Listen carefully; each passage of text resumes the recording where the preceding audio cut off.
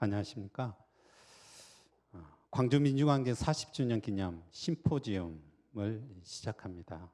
이번 심포지움 주제는 5.18과 기장교회 민중항쟁 참여 역사와 오늘의 의미라는 주제로 시작하겠습니다. 이 심포지움을 하게 된 배경에는 여러 가지가 있겠지만 가장 중요한 것은 5.18 민중항쟁 이것이 기록되지 아니하면 계속 왜곡될 수 있다라는 겁니다. 제가 30년 전에 대학교 처음 가서 충격을 받았던 하나의 사건이 있었는데 그것은 내가 알고 있었던 한국의 역사와 그리고 직접 교수님들이 논문을 쓰고 역사적인 증거와 사료로 말을 하는 한국의 역사와 굉장히 틀렸다라는 겁니다. 여러분도 알만한 사람은 알지만 왜곡된 친일의 역사를 저희가 배워서 엄청난 충격을 받았습니다. 하여튼간 역사는 굉장히 중요합니다. 그것도 기록된 역사는 굉장히 중요합니다. 그리고 5.18 이 역사는 우리나라 어떻게 보면 민주주의 역사 가운데서 가장 중요한 역사이기도 합니다. 그래서 40주년을 맞이해서 5.18 광주민중항쟁을 기록하려고 노력했고, 그래서 세 분의 발제자를 통해서 우리 기장교회가 이 5.18을 어떻게 기억하고 그것을 계승 발전시켜야 되는가라는 의미로 심포지움을 시작하겠습니다. 먼저 우리 한국기독교회 장로회 총회장 육순종 목사님 인사 말씀 듣고 발제를 시작합니다. 안녕하십니까. 총회장 육순종 목사입니다. 5.18 민중항쟁이 40년이 지났습니다. 그러나 5.18은 여전히 우리 역사에서 온전히 기억되지 못하고 또 온전히 청산되지 못한 역사입니다. 그래서 우리 역사가 화해의 미래로 나아가지 못하고 있는 것이 오늘 우리의 현실입니다. 그래서 오늘 우리는 우리의 기도의 차를 고쳐잡고 5.18을 다시금 기억하고 또 성찰하고 내다보는 귀한 자리를 마련했습니다.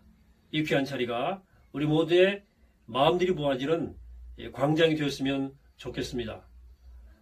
특별히 이 코로나 때문에 우리가 온라인으로 진행되는 이 비록 심포지움이지만 매우 소중한 자리입니다. 더 뜨거운 나눔의 시간들 되었으면 좋겠습니다. 주관하는 노예들과 또 사회하시고 발제하신 분들 감사드리고요. 수고해 주시고요. 우리 모두 함께 마음들을 모아가는 귀한 자리가 되기를 기대하고 바랍니다. 감사합니다. 첫 번째 발제는 5.18 민중항쟁과 기장교회 참여라는 주제로 김현 목사님 나오셔서 말씀해 주시겠습니다. 향림교회 담임 목사로 계시고 평화 공동체 운동본부 집행 이행장을 지금 맡고 계십니다. 예, 나오시기 바랍니다. 예, 사회적 거리두기 때문에 이렇게 번거로운 일들이 생깁니다. 마스크를 벗고 하려다 보니까 이런 일들이 있습니다. 양해해 주시기 바랍니다. 오늘 발제가 3개인데요. 제가 25분 동안 맡은 발제의 영역은 역사적 고찰입니다. 5.18 광주민중항쟁 당시에 기장교회가 어떻게 참여했는가, 그것의 의미는 무엇인가 하는 것인데요. 크게 보면은 글이 아마 자료집을 지금 받아서 같이 따라오신다는 것을 전제로 해서 할 건데요. 총회 홈페이지에 게시되어 있다는 안내를 아까 드렸습니다. 그 자료집의 2쪽부터 9쪽에 이르는 것을 간헐적으로 띄어가면서 제가 읽어가면서 발제를 하도록 하겠습니다. 먼저 40주기를 맞은 오늘 우리가 왜 5.18 광주민중항쟁에 5.18 신학을 추구하게 되었는가, 그리고 그 의미는 무언가 하는 점에 대해서 간략하게 말씀드린 다음에 역사적 고찰로 들어가 보겠습니다. 읽겠습니다. 40주기를 맞은 5.18 광주민중항쟁에 대한 오늘의 경험과 기억은 복합적입니다. 시간이 흐르면서 해석의 층이 두꺼워졌기 때문입니다. 그간 5.18은 민주정신의 보루와 같은 것으로서 인권과 정의에 관한 정치적 해석의 원천이었습니다. 폭압에 맞선 거족적인 저항에서 항쟁 기간의 연대와 평화를 토대로 한 절대적 공동체의 구축에서 자기 생명을 초월한 마지막 결단에서 5.18은 항구적인 정당성을 얻었습니다. 따라서 실질적으로는 계엄군의 살육과 진압으로 민중항쟁이 종료되었음에도 불구하고 이 물리적 패배는 정신적인 패배로 기억되지 않았습니다. 5.18은 도리어 승리로 기억되면서 진보적 시민운동을 이끌어왔고 광주는 한국 민주주의의 기지 역할을 해왔습니다. 우리 교단의 활동과 역사에서도 5.18 광주민중항쟁이 차지하는 의미는 중대합니다.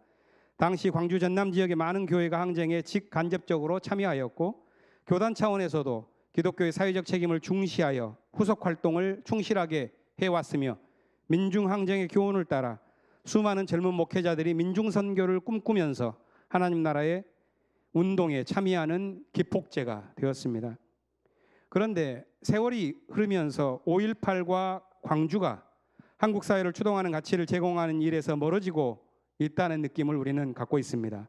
아마 그 시작은 1995년 5.18 민주화운동 등에 관한 특별법이 제정된 후에 광주 항쟁의 정신을 기억하고 계승하는 활동들이 국가의 공식 활동이 되면서부터라고 생각합니다. 5.18 기념재단이 94년에 설립되고 그 다음 해에 광주 비엔날레가 창설되며 2년 후에 5.18이 국가기념일로 지정되고 그 다음에 기념공원이 98년에 조성되었으며 신묘역이 완성되고 마침내 2002년에는 국립묘지로 승격되었습니다. 이런 과정 속에서 5.18은 점차 저항 담론으로서의 이미지를 잃어갔습니다. 당시 신군부에 의해 내란 음모죄로 고난을 겪은 정치인이 대통령이 되었고 폭도로 매도된 이들이 국가 유공자가 된 상황에서 5.18이 현재 갖는 의미는 간단치 않다고 봅니다. 이를테면 5.18이라는 상징과 기능이 권력 담론으로서 작동하는 현실의 한계를 피하기 어렵게 되었다는 말입니다. 따라서 우리가 오늘 5.18 민중항쟁을 논할 때 단지 과거의 영웅적인 저항 담론을 반복하는 데 머물 수는 없습니다.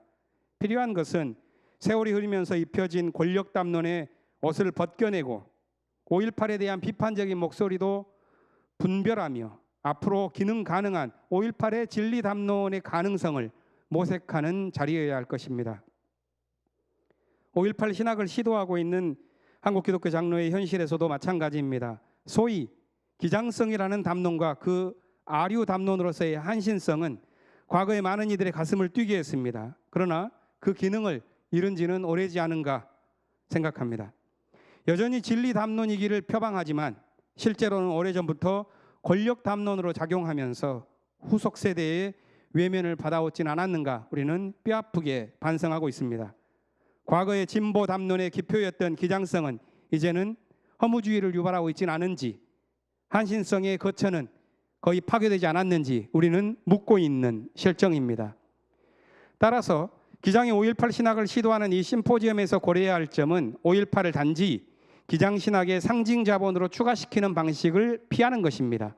다시 말해서 5.18 신학을 기장신학의 종속 변수로 삼아서 5.18을 매개로 한 권력 담론이 가동하는 일이 없어야 한다는 말입니다. 물론 이것은 쉽지 않습니다. 그것을 가능하게 하려면 권력 담론을 해치하는 진리 담론의 재구축 가능성을 우리가 논해야 되는데 그것이 어떻게 가능할까요? 진리 담론으로서의 5.18 신학은 단지 과거의 행위나 사건에 대한 열거일 수는 없습니다.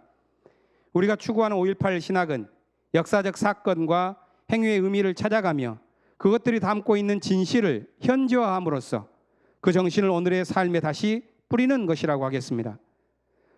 즉 진리 담론의 계승이 곧 권력 담론으로 퇴화한 정신을 극복하는 수 있는 길을 모색하는 것이라 하겠습니다. 5.18이 진리 담론이 되는 것은 그 역사적 사건 자체에 오늘의 지리멸렬을 떨쳐낼 원초적 힘이 있기 때문입니다. 그런 의미에서 5.18은 역사의 거울이자 화살입니다. 마찬가지로 5.18 신학은 오늘 우리의 신앙적 무기력 또는 과잉, 양면성에 대한 성찰이자 참회요, 미래를 위한 상상력의 토대여야 합니다. 역사가 되살아오는 것은 단지 기억으로 전승되는 것이 아니라 역사적인 만남입니다. 역사적 사실은 판단과 기억의 데이터이기만 하는 것이 아니라 오늘의 실행 자체를 가능케 하는 것입니다. 5.18 당시의 교회의 참여와 그 후속 활동에 대한 고찰을 통해서 오늘의 우리를 비춰보고 내일의 길을 측량해 보았으면 합니다. 그러면 이제부터 본격적으로 5.18 민중항쟁 당시에 광주 전남 지역의 활동을 중심으로 한 내용을 발제하도록 하겠습니다. 진행자께서는 여기 자막들을 좀 나갈 수 있게 도와주시면 감사하겠습니다. 광주 민중항쟁 당시에 개신교 연합활동을 정리한 호남선교의 기사를 제가 먼저 인용을 해보겠습니다. 당시 광주의 교회는 기독교 수습대책위원회를 조직하고 정부와 군과 기관, 이 정부 관료 기관들과 시민들의 충돌을 중재하면서 피해자를 지원하는 활동들을 주로 했습니다. 25일에는 이게 광주시 비상구호위원회로 개명하고 여기에는 광주 시내의 15개 교파에 속한 20여 명의 목사와 장로를 조직해서 모금 활동을 하고 구호 행위를 진행합니다. 광주에 속한 교회만이 아니라 전국적으로 100여 개에 이르는 교회와 기관이 참여해서 약 당시에 4천여만 원에 이르는 돈을 모금했다고 합니다. 이분들이 했었던 활동들은 주로 8가지로 제가 찾아봤는데요. 도청 앞에 쌓인 죽음을 수습하기 위해서 관 구매 비용을 전달한다거나 입원한 부상자들에게 금일봉을 전달해서 당시에 일반인뿐만이 아니라 경찰과 군인을 포함한 550여 명에게 전달을 했고 또 목회자들을 12조로 편성해서 사망자 102명의 가정을 방문해서 유족들에게 위로금을 전달하고 또 병원에서는 검찰과 보안대 요원들과 함께 시체 검시관으로 배석하면서 부상자의 숫자를 조사하고 그리고 피해를 당한 교회를 방문하면서 접수와 보상을 진행하고 경찰서와 교도소를 방문해서 위로금과 영치금을 전달하고 사망자들을 위한 묘역으로 망월 묘역을 정하고 계엄 분소까지 방문해서 총기를 회수하여 전달한다거나 석방을 진행하기도 했습니다. 이 위원회가 11월까지 약 7개월간 활동을 하고 해산을 했는데요. 사실 지금으로 보면 교회에서 의미 있는 활동이라고 볼 수가 있습니다. 그런데 이것이 광주 민중항쟁 당시로 보면 이것이 항쟁의 일환으로 진행되었다고는 보기 어렵고 또 시민들을 학살했었던 정부기관과의 협력 속에서 이루어졌기 때문에 시민들로부터는 비판을 받기도 했습니다. 광주시 비상구호위원회에서 당시 활동했던 사람들 가운데는 기장의 지도자들이 있었던 것도 사실입니다. 양림교회 은명기 목사님, 그리고 한빛교회 조아라 장로님, 양림의 명록은 장로님 등등이 여기에 속했고요. 모금에는 한빛교회를 위시한 몇 교회가 참여했습니다. 하지만 전체적으로 봤을 때 기장교회는 거의 참여하지 않은 것으로 보입니다. 또 실제 이 활동 자체가 친정부적인 성격을 가진 것으로 비쳤기 때문에 항쟁에 참여라고 볼 수 없다는 어떤 시민들의 흐름과 연관이 되어 있지 않은가 생각합니다. 우리 교단에 소속된 교회는 전체적으로 항쟁에 적극적으로 참여하는 흐름을 유지했습니다. 그 이전 해부터 기장이 가지고 있는 성격을 좀 볼 필요가 있는데요. 1979년 9월 달에 기장총회가 열렸죠. 64회였는데 광주 양림교회에서 열렸습니다. 이때 기도회를 가졌는데 나라와 갇힌 자를 위한 기도회라는 이름이었습니다. 당시 기장교회는 사회선교에 열정적이었고 신군부의 계엄령 하에서 표적이 되어서 구속된 교회 지도자들이 많았습니다. 이런 상황에서 광주 전남 지역의 교회는 선구자적인 의식을 갖고 있었다고 봅니다. 역사적인 요구에 부응해서 1980년 광주항쟁이 벌어지기 전 4월 22일부터 25일에 열린 광주 전남 지역 정규회를 보면 거기에서 표방된 성명서에 다음과 같은 어마어마한 내용의 글이 담겨 있습니다. 자막으로 나가면 좋겠는데요. 제가 읽어보겠습니다. 우리는 이 시간 여리고 고갯길을 강도 만나 쓰러져 신음하는 조국을 건지기 위해 우리 자신을 민주주의의 속죄양으로 불살라 바치기를 결단한다. 이렇게 사는 것이 한국 전체 교회와 기독교 장로회 안에서 우리 전남 지역 교회가 누려온 좀 표현이 그랬네요. 장자로서의 빛나는 법통을 이어가는 유일한 길이라고 확신한다. 장자로서의 법통이라고 하는 표현이 요즘으로 보면은 좀 거슬리긴 합니다만은 이런 기상을 표현하는 광주 전남 지역의 목회자들과 교인들이 있었기 때문에 당시에 항쟁 기간 동안 수습위원회와 대책위원회의 직간접적인 참여가 가능하지 않았나 봅니다. 당시에 주보를 보면 교우들의 구속과 석방, 또 교회의 대체 활동들에 대한 소식이 꽤 나옵니다. 그것을 제가 자료집에 넣어놓았기 때문에 참고를 해주시기를 바라고요. 좀 넘어가 보겠습니다. 그 다음으로 좀 볼 것은 광주 지역만의 교회가 아니라 이 시민군이 지역으로 퍼지면서 다른 지역에 있는 기장교회가 굉장히 활발하게 참여한 활동들이 흔적이 많이 남아 있습니다. 광주항쟁이 전남 지역으로 퍼지게 된 계기는 무장의 필요성이 대두된 때입니다. 중무장을 한 공수부대가 살상을 하고 또 도청을 압박할 때 시민들에게 발포를 20일 밤부터 시작하죠. 이러자 시민들은 자기 보호를 위해서 무장의 필요성을 느끼고 지역으로 차량을 타고 빠져나갑니다. 이때 목포의 경우를 보면 대체적으로 목포만이 아니라 전남 지역으로 21일부터 나가는데요. 목포의 경우에는 고속버스 6대와 승용차 2대를 가지고 도착하자 2만여 명의 시민들이 함께 시가행진과 철야를 시위를 벌입니다. 시민군은 시청과 세무서 파출소를 붙이고 무기를 획득하고 이때 목포 지역의 목회자들이 먼저 모여서 대책회의를 하면서 기장에 속해 있는 연동교회 안철 집사를 중심으로 목포 시민 민주화 투쟁위원회가 구성되고 22일부터는 날마다 걸기대회와 횃불 시위가 벌어지게 되었습니다. 많은 성명서들이 발표되었는데 그 가운데는 피값은 외상이 없다라고 하는 아주 유명한 주장이 등장하기도 했습니다. 이 목포 지역의 항쟁이 벌어질 수 있게 된 밑바탕에는 5.18 이전부터 목포역 광장에서 진행된 대학생들의 집회가 있었는데 이 집회를 진행했었던 운동의 핵심에 기장의 청년들이 있었습니다. 또한 이들을 지원한 연동교회를 비롯한 기장교회가 있었는데 이미 계엄사에서는 주보를 검열하는 등 진보적인 교회는 사찰을 당하고 있는 상황이었습니다.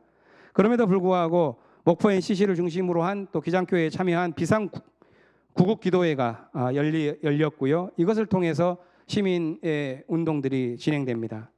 영암 지역으로 갔었던 곳 역시 시위대가 경찰서를 습격하면서 무기를 탈취하자 영암읍교회에서는 중재를 해나가면서 여신도들이 23일부터는 음식을 준비해서 올립니다. 그리고 그 다음 날에는 지역 유지들로 되어 있는 분들이 무기를 해소하면서 충돌을 막는 작업들을 하지요.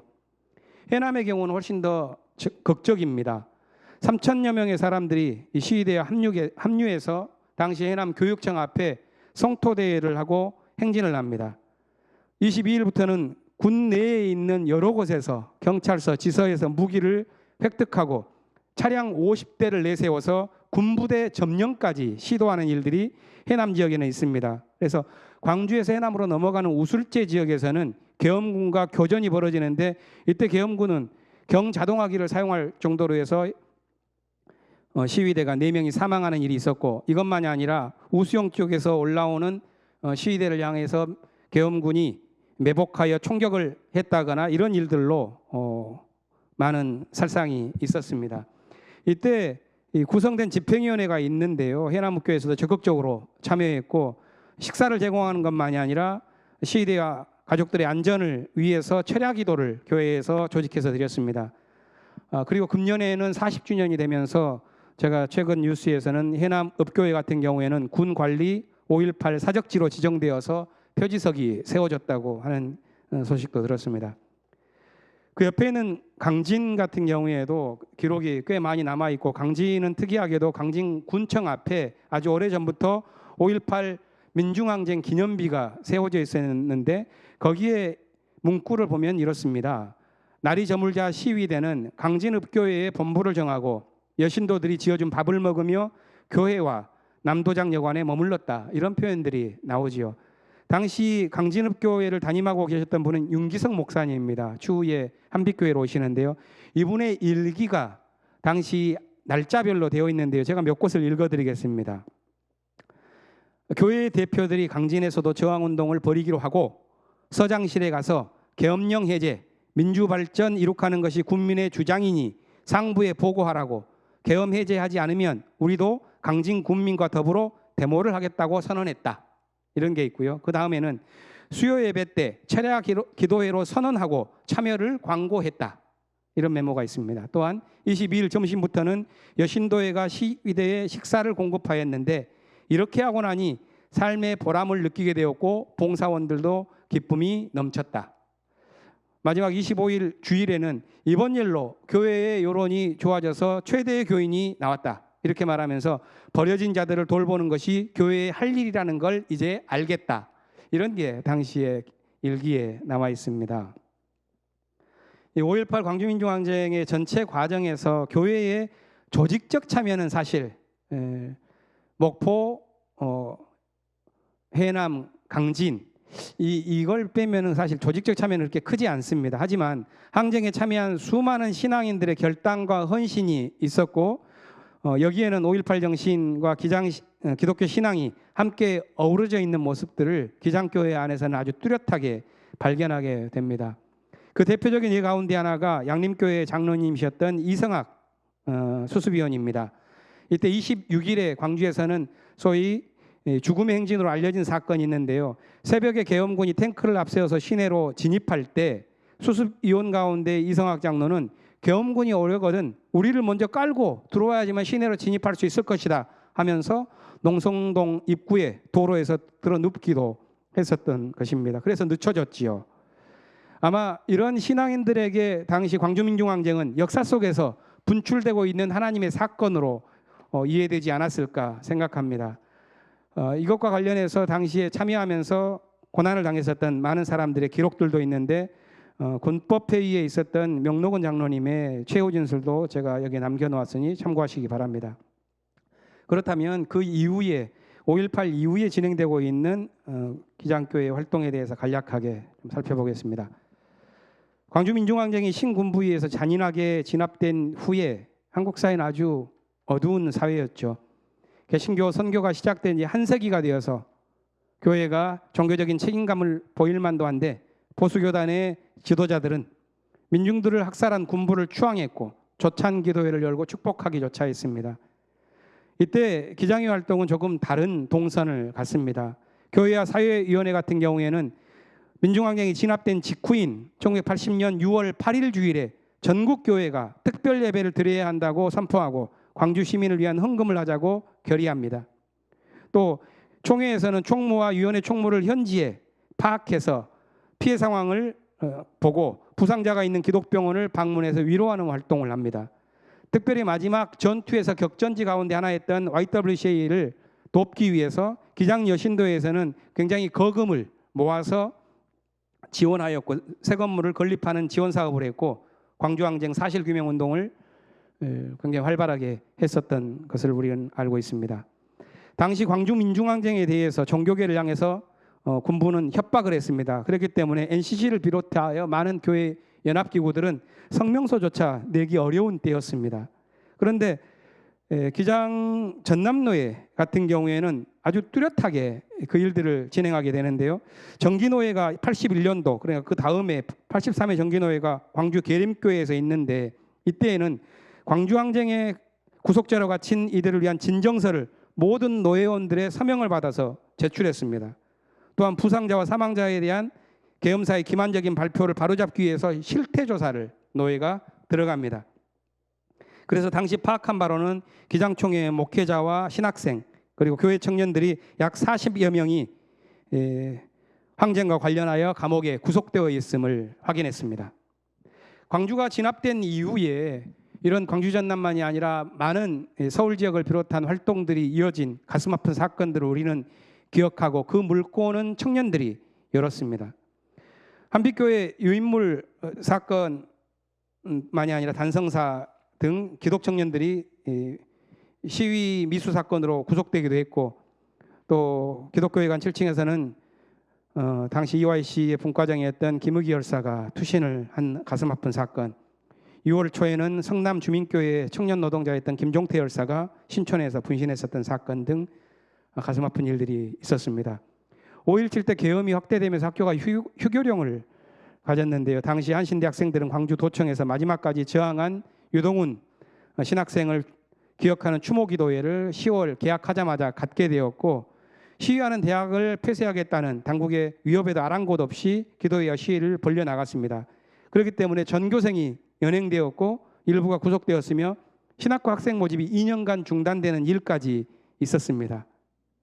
그리고 1981년도에 집단적으로 기장청년들이 활동을 하게 되었는데 광주에서 그것도 계림국민학교에서 모여서 약 700명의 기장청년들이 교육대회로 모여서 광주 시내를 활보합니다.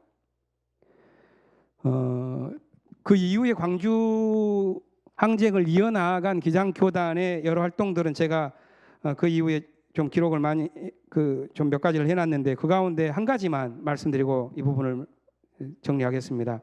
기장교단의 열정과 교단이 당시에 가지고 있었던 생동감을 보여준 사례는 광주항쟁 2주기 추모기도회입니다.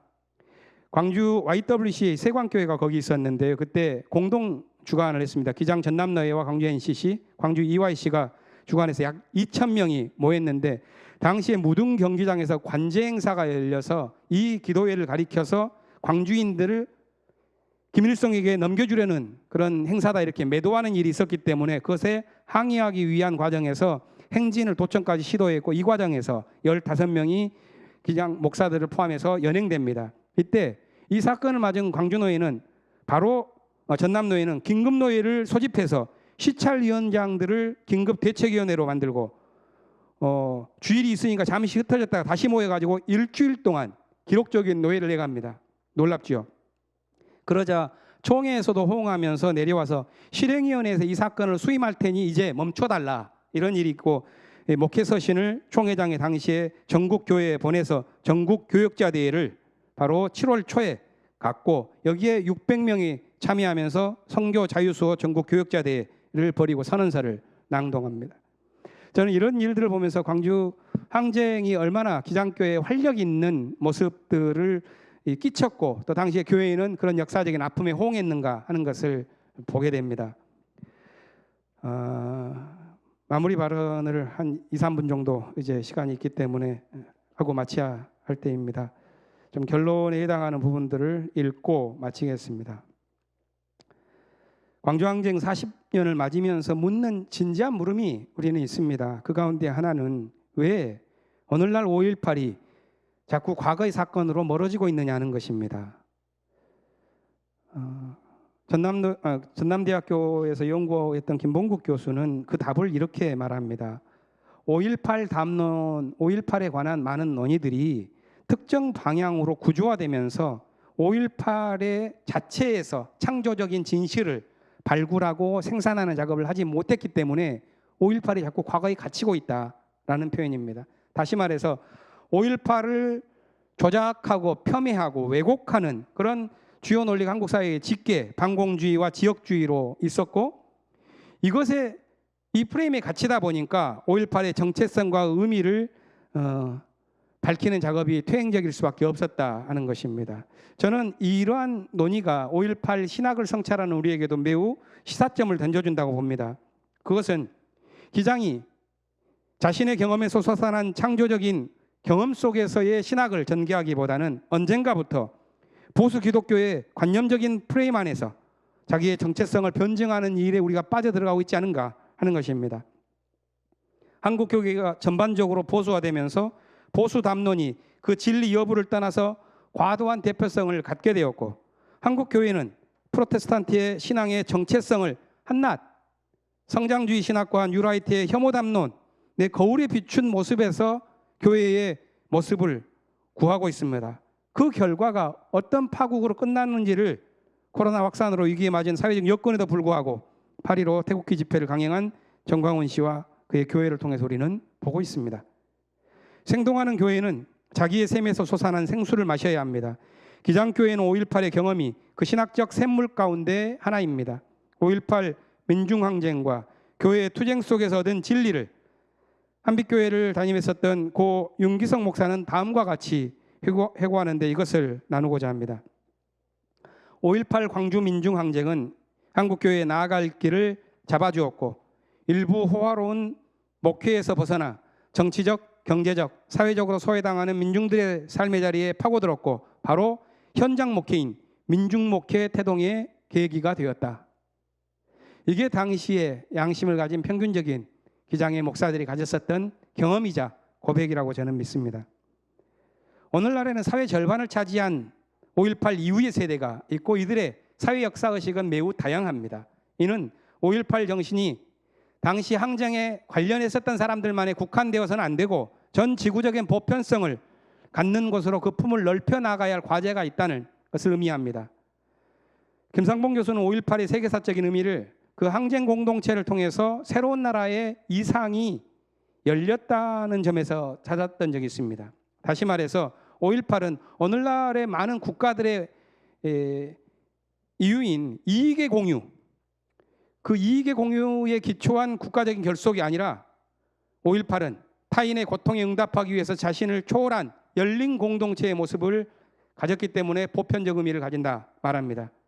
광주의 항쟁 공동체가 불과 열흘 만에 막을 내렸지만 그것을 통해서 참된 공동체를 향한 형성 원리가 제시됐다는 점에서 5.18은 승리로 기록되었고 또 우리가 5.18 안에서 신앙과 신학적인 차원을 찾으려고 하는 그런 근거를 발견하게 됩니다. 우리의 5.18 신학은 역사가 길러낸 샘물을 다시 마시고 예수 운동을 오늘에 되살리는 것일 겁니다. 그것은 끝없는 욕망과 소비에 마음에 먹잇감을 던져주는 종교가 되는 것을 거부하는 것이자 율법과 교리로 인해서 영혼의 날개가 부러져 버린 종교로 남는 것을 거부하는 것입니다. 그리스도와 함께 살아가기 위해서 피조물의 신음과 해산의 고통에 참여하는 것, 그것이 우리가 5.18 신학을 다시 우리 안에서 세워나가고자 하는 노력이고 그런 흐름에 동참하기 위하여 이런 작은 발제를 여러분들과 함께 나눕니다. 들어주셔서 감사합니다. 예, 김영 목사님 감사합니다. 한 28분 정도 이렇게 진행을 했습니다. 많은 자료 조사 그리고 그것을 분석하고 종합하고 이거에 대해서 진짜 많은 고생을 하셨다라고 생각이 듭니다. 사실 한 가지 덧붙이자면 이것은 기장교에서 처음으로 하는 작업입니다. 자료가 전혀 없어요. 발로 뛰어야만 이것을 찾을 수 있었다라는 것을 덧붙입니다. 두 번째로 5.18 광주 민중항쟁과 기장교회 그 영향과 전망이라는 주제로 최영묵 목사님 나오셔서 두 번째 발제 진행합니다. 전안살림교회 담임 목사님으로 계시고요. 한국기독교 장로회 총회 교회와 사회위원장 맡고 계십니다. 나오시기 바랍니다.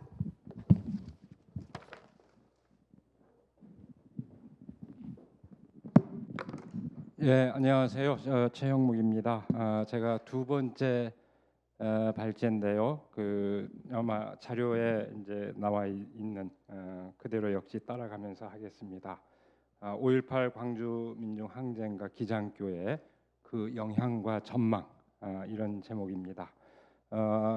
뭐 제목 자체가 얘기하고 있다시피 이 주제는 5.18 광주 민중 항쟁이 기장교회에 어떤 충격을 줬고 어떤 영향을 끼쳤는가 이걸 이제 초점을 맞추고 있습니다. 그러나 이제 불가피하게 저도 이 자료에서는 논리 전개상 항쟁 과정에서 어떤 역할을 했는가를 조명했습니다만 이미 그건 김희원 목사님께서 충분히 얘기해 주셨기 때문에 그 부분은 이제 되게 건너뛰겠습니다. 저는 항쟁 이전, 항쟁 과정, 항쟁 이후 그 역할에 대해서 이렇게 조명했고 특히 항쟁 과정에서는 항쟁 참여, 수습위 활동, 구호 활동 이렇게 세 가지 차원으로 나눠서 살펴봤습니다만 그건 자료를 참조하시기 바라고요. 제가 이제 하려고 하는 것은 이 자료의 그 세 번째 광주민중항쟁이 기장교회에 미친 영향 여기서부터가 이제 본론이 되겠습니다. 첫 번째요. 항쟁 직후에 이제 맨 먼저 우리가 얘기해야 될 것이 항쟁에 대한 기억의 투쟁. 이것도 뭐 김희원 목사님께서 어느 정도 좀 얘기를 해주셨습니다. 간략하게 말씀을 드리면은 광주 항쟁이 있은 이듬해, 그러니까 81년이죠. 그때부터 항쟁에 대한 기억의 투쟁이 이제 저변에서 일기 시작했습니다. 그것은 단적으로 말해서 항쟁의 진실을 은폐하려는 세력에 대한 저항을 뜻하는 것이었는데 우리 개신교계 그 저변에서 그 움직임은 주로 광주 지역 교회를 중심으로 했고 전국적 단위에서 이 주목을 할 게 있다면은 주로 청년들을 중심으로 해서 전국적 단위에서 그 기억의 투쟁이 전개되기 시작했다. 그래서 광주 지역 교회들은 주로 추도 예배 형식을 통해서, 그다음에 청년들 같은 경우는 뭐 대표적으로 바로 81년 다시 광주에서 청년들이 기청대회를 모였죠. 죽은 자 가운데서 일어나라. 그때 참여했던 분들은 다 생생한 기억을 갖고 계시겠습니다만 그렇게 청년대회를 열었을 뿐만 아니라 80년대 내내 소위 기청대회는 이 광주 항쟁의 의미를 전국화하는 데 굉장히 중요한 매개로서 역할을 했습니다. 여기 이제 아까 그 김의원 목사님 얘기했습니다만은 광주 지역 교회를 중심으로 하는 이 추도 예배 가운데서 특별히 특기할 만한 것이 이제 82년 그 추모 예배였죠.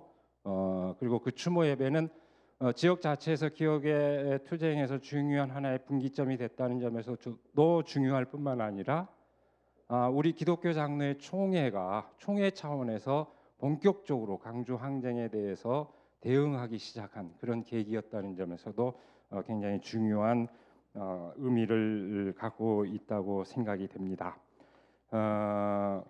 그리고 어쨌든 그럼에도 불구하고 한동안 이 기억의 투쟁은 광주 지역의 그 교회들 중심으로 펼쳐졌었고, 전국적 단위에서 물론 우리 기장이 바로 이어서 얘기하겠습니다만 기장이 일찌감치 이렇게 함께 이제 대응하는 양상이 없었던 건 아니지만 대체적으로 개신교 전반을 볼 때 전국적 차원에서 거기에 본격적으로 대응한 것은 1985년 그 2월 10일 총선 이후부터였다고 이렇게 대략 볼 수 있을 것 같습니다. 그러면 곧바로 이제 두 번째로 기장총회의 그 반성과 전열의 재정비, 이 대목이 이제 저로서는 굉장히 중요하다고 생각하는데요. 한마디로 얘기해서 광주 민중항쟁은 우리 기독교 장로의 정체성을 되묻게 하는 중대한 계기가 되었습니다. 근데 그 정체성을 되묻게 하는 그 계기는 이제 여러 그 파장은 여러 갈래로부터 제기가 되어 왔는데요.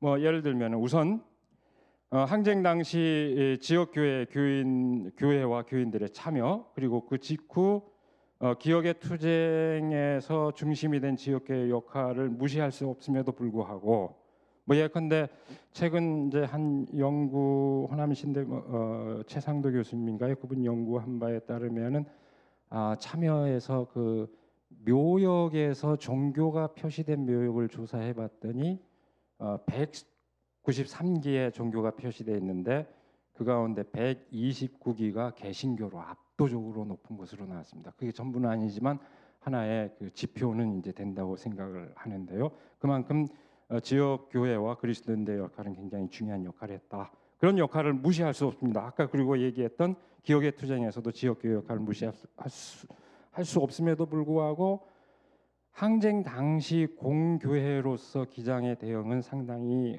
제한적이었습니다.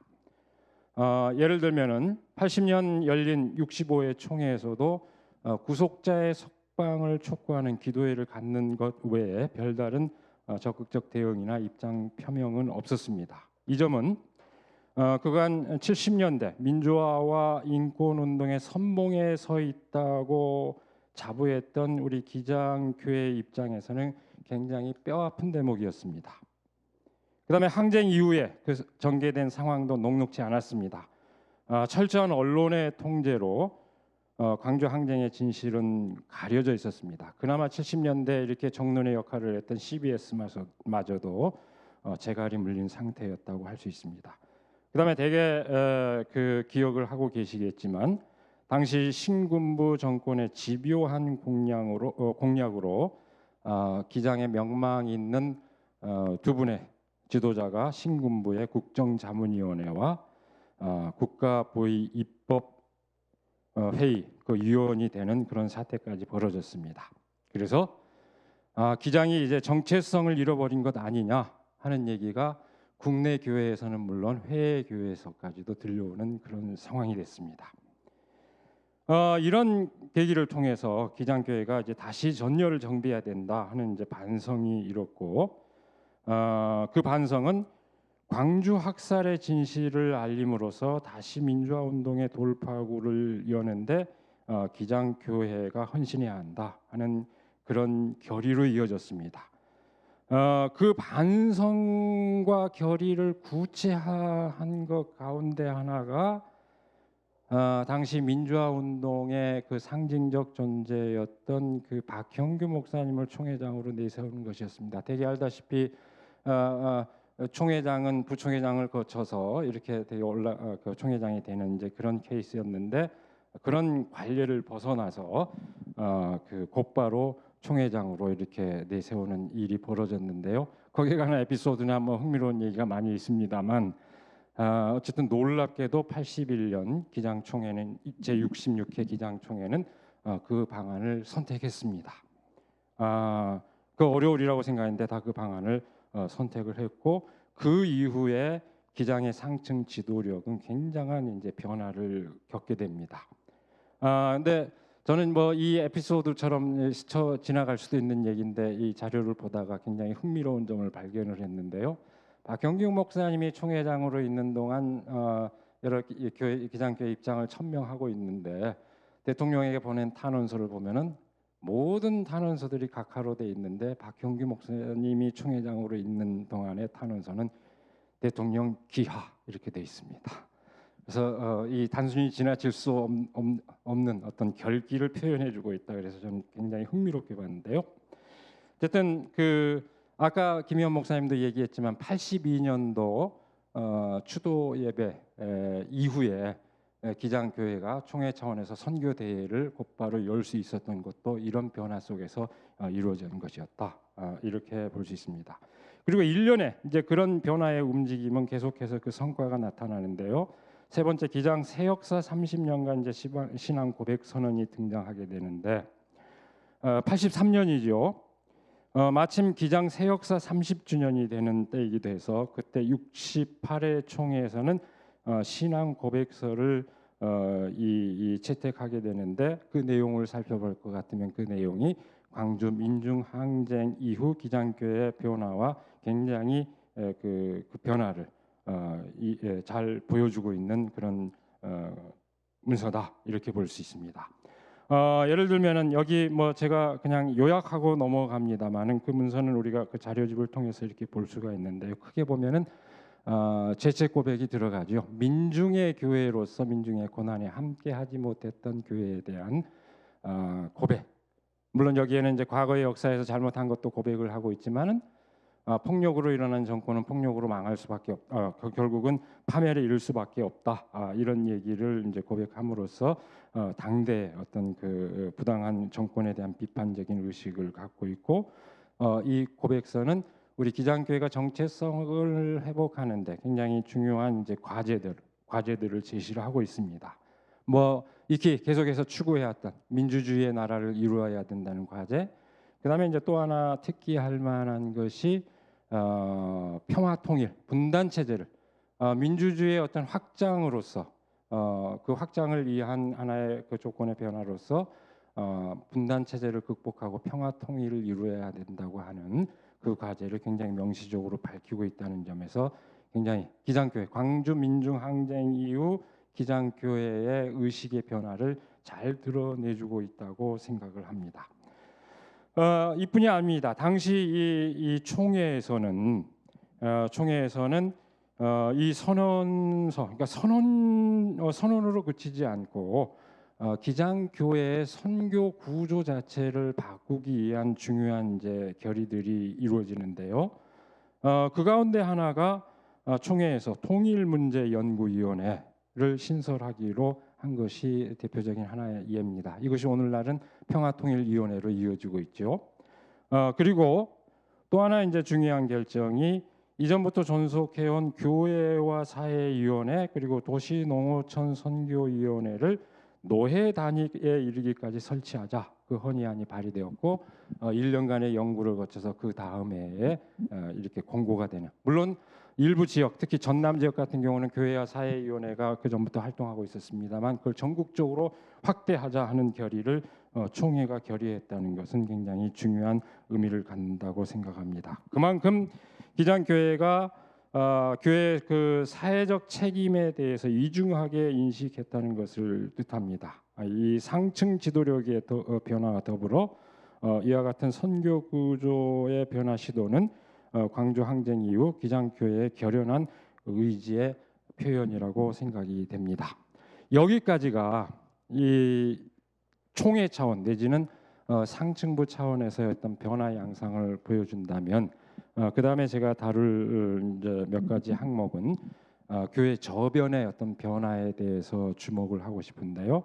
거기서 먼저 주목할 것이 4번입니다. 민중선교의 강화 현상을 들 수 있습니다. 이건 이제 몇 가지 이제 내용을 함축하는데 광주 항쟁 이후에 교회 안에서 그 가장 뚜렷한 변화 양상 가운데 하나가 민중교회가 본격적으로 등장한 것입니다. 여러분 우리가 알다시피 1980년 광주 민중항쟁은 그간 민중이 일종의 선언적 주체로서의 민중으로 인식이 되었다면 이제 실질적 주체로의 역사로 부상한 계기라고 할 수 있는데요.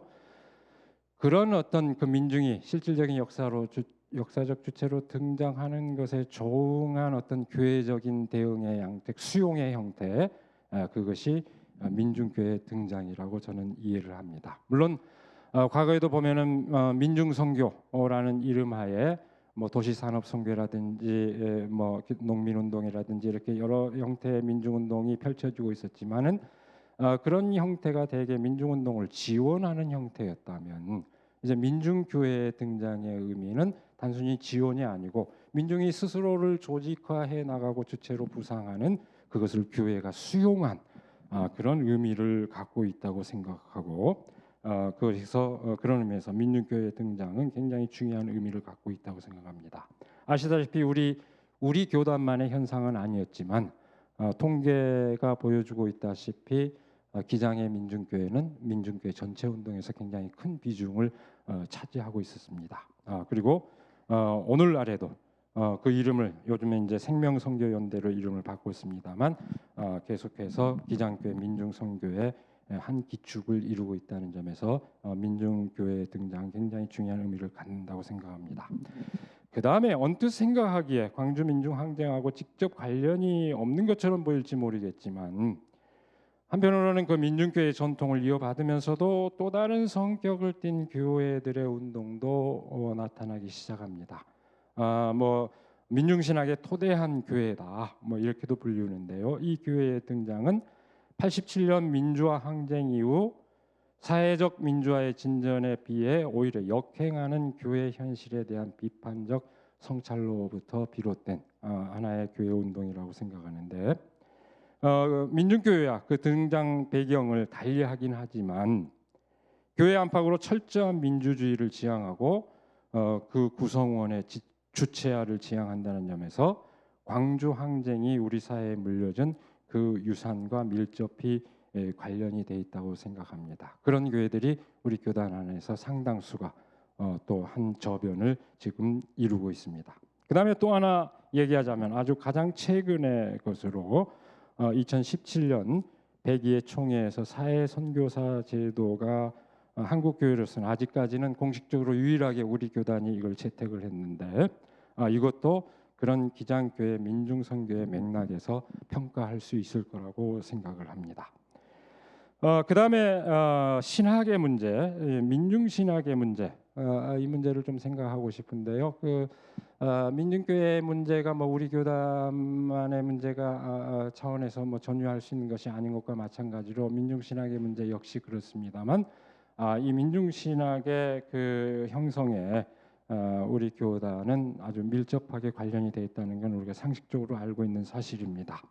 간략하게 줄여서 얘기를 하자면은 그 민중신학이 세대를 달리해서 이렇게 펼쳐지고 있는데 1세대, 2세대, 3세대 이렇게 얘기를 하죠. 뭐 1세대는 너무 잘 알고 그다음에 2세대 민중신학은 사실상 전적으로 광주 민중항쟁의 결과였다고 얘기를 할 수 있습니다. 그러니까 말하자면 아까 얘기했다시피 선언적 주체에서 실질적 주체로 부상한 민중을 주목한 데서 제2세대 민중신학이 등장했는데 이 2세대 민중신학은 1세대 민중신학의 어떤 증언의 신학에서 운동의 신학으로 전환하게 되는 이런 중요한 의미를 갖고 있죠. 그래서 그 광주 항쟁의 그 충격은 신학 방법론의 변화를 가져왔을 뿐만 아니라 그다음에 이후 민중운동이 고조되면서 제기된 반자본주의적 전략을 공유하는 한편 분단 체제의 극복과 평화 통일의 전망을 심화시키는 그런 신학으로서 발전을 했습니다. 그리고 뿐만 아니라 오히려 이즈음에 이르러서 민중교회와 민중신학의 접촉이 그 연대가 더 빈번하게 이루어지는 그런 영상도 우리가 주목할 수 있습니다.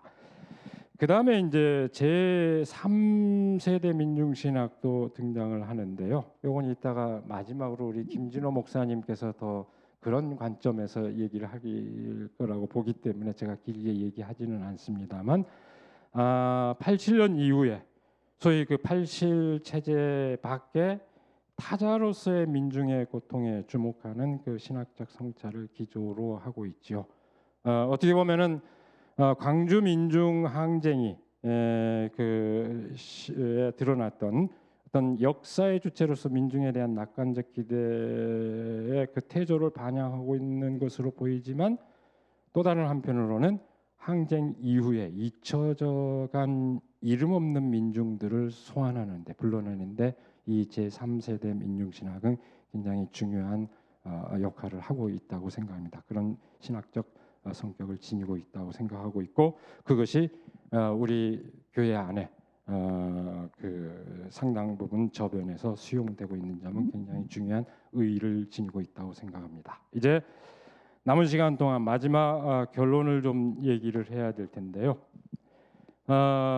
지금 우리가 이 광주 항쟁을 기억한다는 게 과연 뭘 의미할까? 사실 이 마지막 결론을 얘기하기 위해서는 광주 민중 항쟁의 의미를 먼저 이제 전제를 해야 했지만 서로 안배를 하다 보니까 제가 이 제 발제에서는 충분히 다루지를 못했는데 그럼에도 불구하고 이제 결론을 내려야 하니까 그 의미를 간략하게나마 이제 정의하지 않을 수가 없는데요.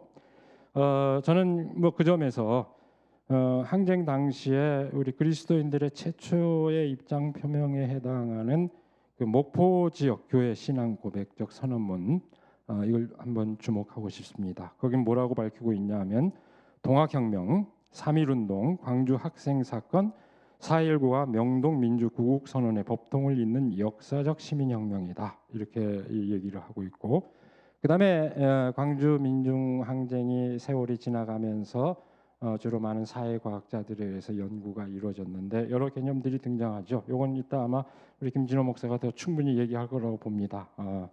절대 공동체 또는 대동세상, 사랑의 공동체 이렇게도 불리고 있는데요.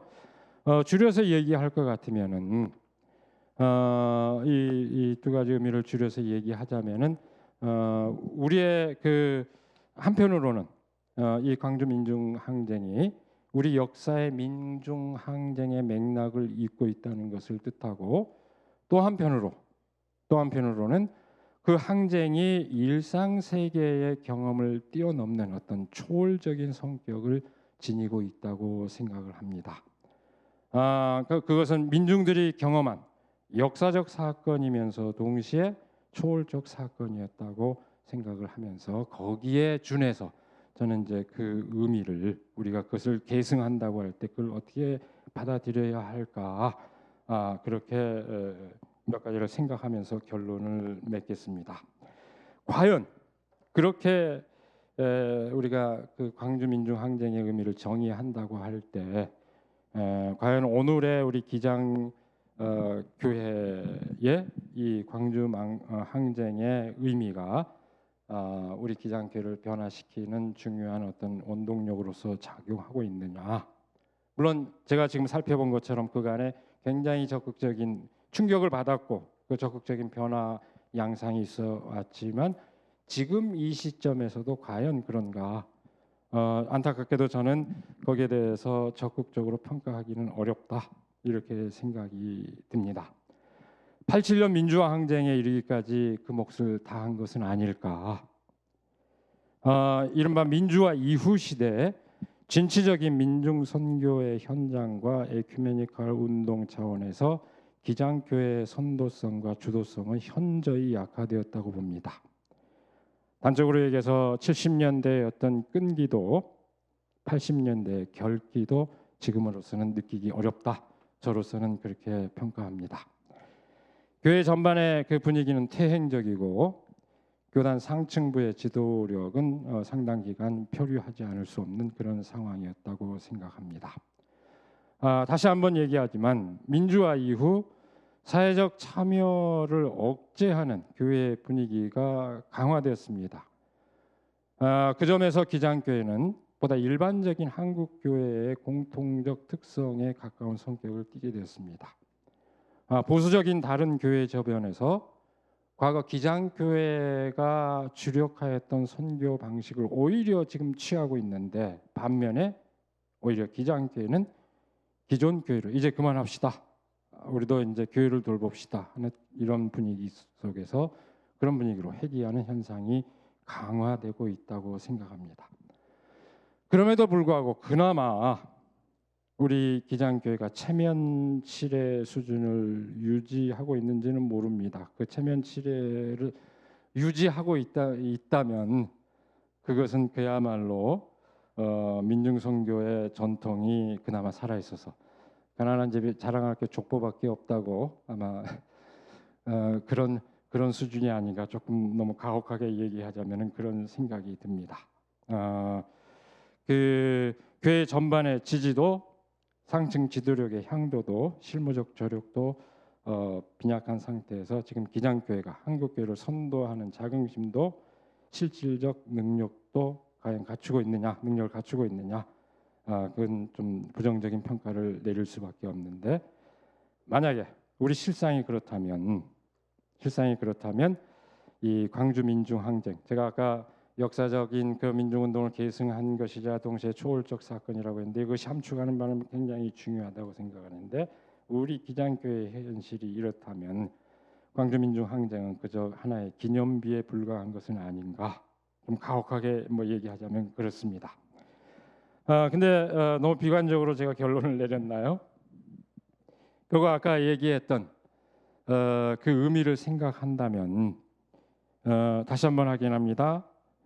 민중들이 겪은 역사적 사건이자 동시에 초월적 사건으로서 그 뜻을 기리고 그 우리 삶의 현실에서 우리가 이루고자 해야 하지 않을까 생각합니다. 교회가 특별히 광주 항쟁의 뜻을 그와 같이 새기는 것은 우리 삶의 현실을 보다 철저하게 정의롭고 평화롭게 하려는 노력을 동반하는 것을 뜻하며 동시에 교회 스스로도 그와 같이 변화되어야 한다는 어떤 각성과 의지를 동반하는 것을 뜻합니다. 여기에 대해서 더 얘기하고 싶은데요. 시간 됐으니까 이따가 질의응답 시간을 통해서 조금 더 보충할 기회를 갖도록 하겠습니다. 감사합니다. 감사합니다. 정묵 목사님께서 비대면 어떻게 하면 심포지움 유튜브를 통해서 되었기 때문에 많은 것을 생략했어요. 전국교회 기장총회의 활동, 특히 이제 80년부터 82년까지 3년 동안의 활동은 앞에 논문에 나와 있거든요. 뒷부분만 이렇게 설명되어 있다라는 걸 다시 한번 얘기 드리고요. 그리고 이제 나중에 질문 시간에 더 심화시키도록 하겠습니다. 마지막은 언더클래스에게 말을 하라. 말할 수 없는 자들이 타인의 말로 말하다. 5.18 사건의 절대 공동체와 언더클래스 시민군이라는 주제를 가지고 김진우 목사님, 제3시대 그리스도 연구소 연구기획위원장님 나오셔서 말씀을 진행해 주시겠습니다. 이것은 5.18 신학에 대한 어떻게 하면 우리 기장교인들이 5.18을 우리 신앙인의 마음으로 어떻게 받아들여야 되는가, 무엇을 또한 추구해야 되는가, 이 속에서 신앙의 가장 소중한 것이 무엇인가, 이것을 말씀해 주십니다. 마지막 발제자 우리 김진호 목사님 모시면서 경청하는 시간 갖겠습니다. 네, 제 발제는 그리스도교 신학 바깥에서 한국의 진보 학계의 5.18 담론에 대해서 검토하고 그것을 신학적으로 비평해 봄으로써 5.18 신학을 우리가 어떻게 재구성할 것인가에 대한 물음의 하나의 단서가 되고자 하는 것입니다. 제가 말하는 신학적 비평의 자리는 민중신학이고요. 시점은 2020년 오늘입니다. 최영목 목사님이 아까 발제 첫 부분에서 기억투쟁이란 말씀을 하셨는데요. 이제 그것이 참 굉장히 중요한 문제 출발점인데, 기억투쟁에서 이제 중요한 것은 5.18을 폄훼하는 이들에 대해서 5.18을 어떻게 자긍심으로 있게 재해석할 것인가라는 것이 중요한 기억투쟁의 한 주제였죠. 실제로 한국의 진보학계 5.18 담론의 주된 요점은 요약하면 자긍심의 해석학이라고 할 수 있습니다. 최영 목사님이 제가 절대공동체에 대해서 좀 설명 많이 할 것이라고 얘기하셨지만 제가 얘기 안 할 예정이에요. 왜냐하면 시간이 없어서 절대공동체 얘기를 원고를 그냥 보시면 됩니다.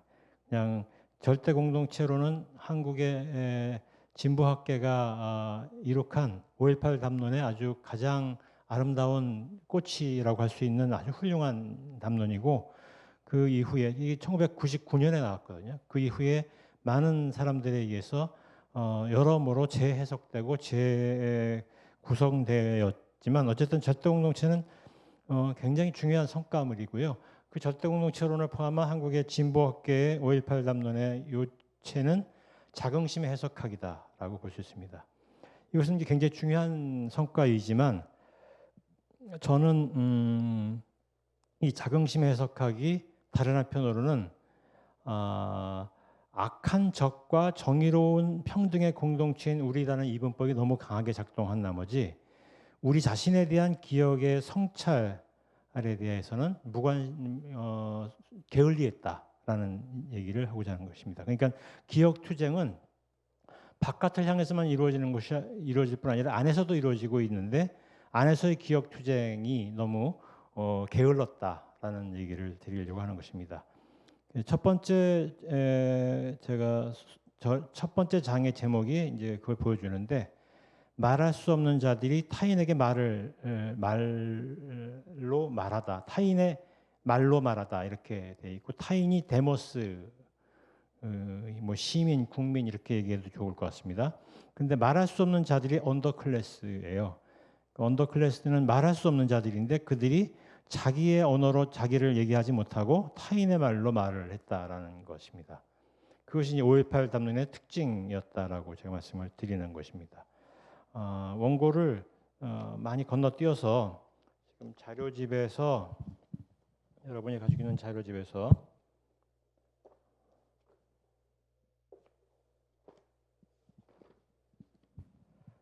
21쪽에 아래쪽에 한 8째 줄인데요. 8째 줄에 중간쯤에 언더클래스라는 용어에 대한 얘기가 나옵니다. 그거부터 제가 말씀을 드리겠습니다. 언더클래스라는 용어는 칼 마크스가 정의한 프롤레타리아 계급과는 달리 계급적 자의식으로 무장한 주체가 될 수 없는 자, 즉 계급적 주체가 될 수 없는 계급을 말합니다. 실제로 많은 연구자들이 언더클래스라는 용어를 사용할 때 연관된 소재들이 알코올 중독, 마약 중독, 가정 폭력, 범죄율, 무능력 이런 것을 다룰 때 언더클래스가 다루어지고 있습니다. 되게 이제 부정적이고 역사의 주체로 얘기될 수 없는 존재를 얘기할 때 쓰이는 용어가 바로 언더클래스라는 용어죠. 더구나 광주 같은 오래된 지방 도시에서 언더클래스는 온 동네 사람들로부터 천대받는 대상이었습니다. 어른들은 자녀들이 공부하지 않을 때마다 그렇게 살면 아무것처럼 된다는 말을 수없이 자녀들에게 말했습니다. 그들은 무능력의 상징이었고 게으름의 표상이었으며 부도덕하고 불량한 자들이라는 낙인이 찍힌 자였습니다. 그런 언더클래스는 불완전한 노동시장에서 헛되는 일을 하거나 건달처럼 아무 할 일 없이 지내야 했습니다. 당연히 그들은 가난했고 그 현실에서 벗어날 가망도 거의 없었습니다. 그런 이들에게 민주주의는 무슨 의미가 있을까요? 민주주의의 논리가 그들을 어떻게 포용하는지의 문제가 아니라 미래를 도난당한 이들 자신에게 민주주의라는 유토피아적인 추상적 기표가 어떻게 수용되었는지에 관한 물음입니다. 5.18 증언록이 굉장히 중요한 자료인데 학계에서 이 중요한 자료를 잘 안 읽는 게 제가 참 안타까운데요. 이 증언록에 의하면 그들은 데모하는 학생들을 보면서 저 친구들은 배가 불러서 저러고 있다라고 생각했습니다. 그런데 대학생들이 군인들로부터 무자비하게 구타당하고 칼에 찔리고 총탄 세례를 받는 것을 보면서 이들 언더클래스들은 저들이 자신들이 함께 해야 할 이웃임을 불현듯 느꼈습니다. 하여 욱하는 마음으로 군인들을 막아섰습니다. 그러자 그들도 군인들에게 폭행을 당했습니다. 이때 이제 언더클래스들이 그런데 이제 또 읽겠습니다. 놀라운 일이 일어났습니다. 그들이 칭찬을 받게 된 것입니다. 평생 처음 들어본 칭찬이었습니다.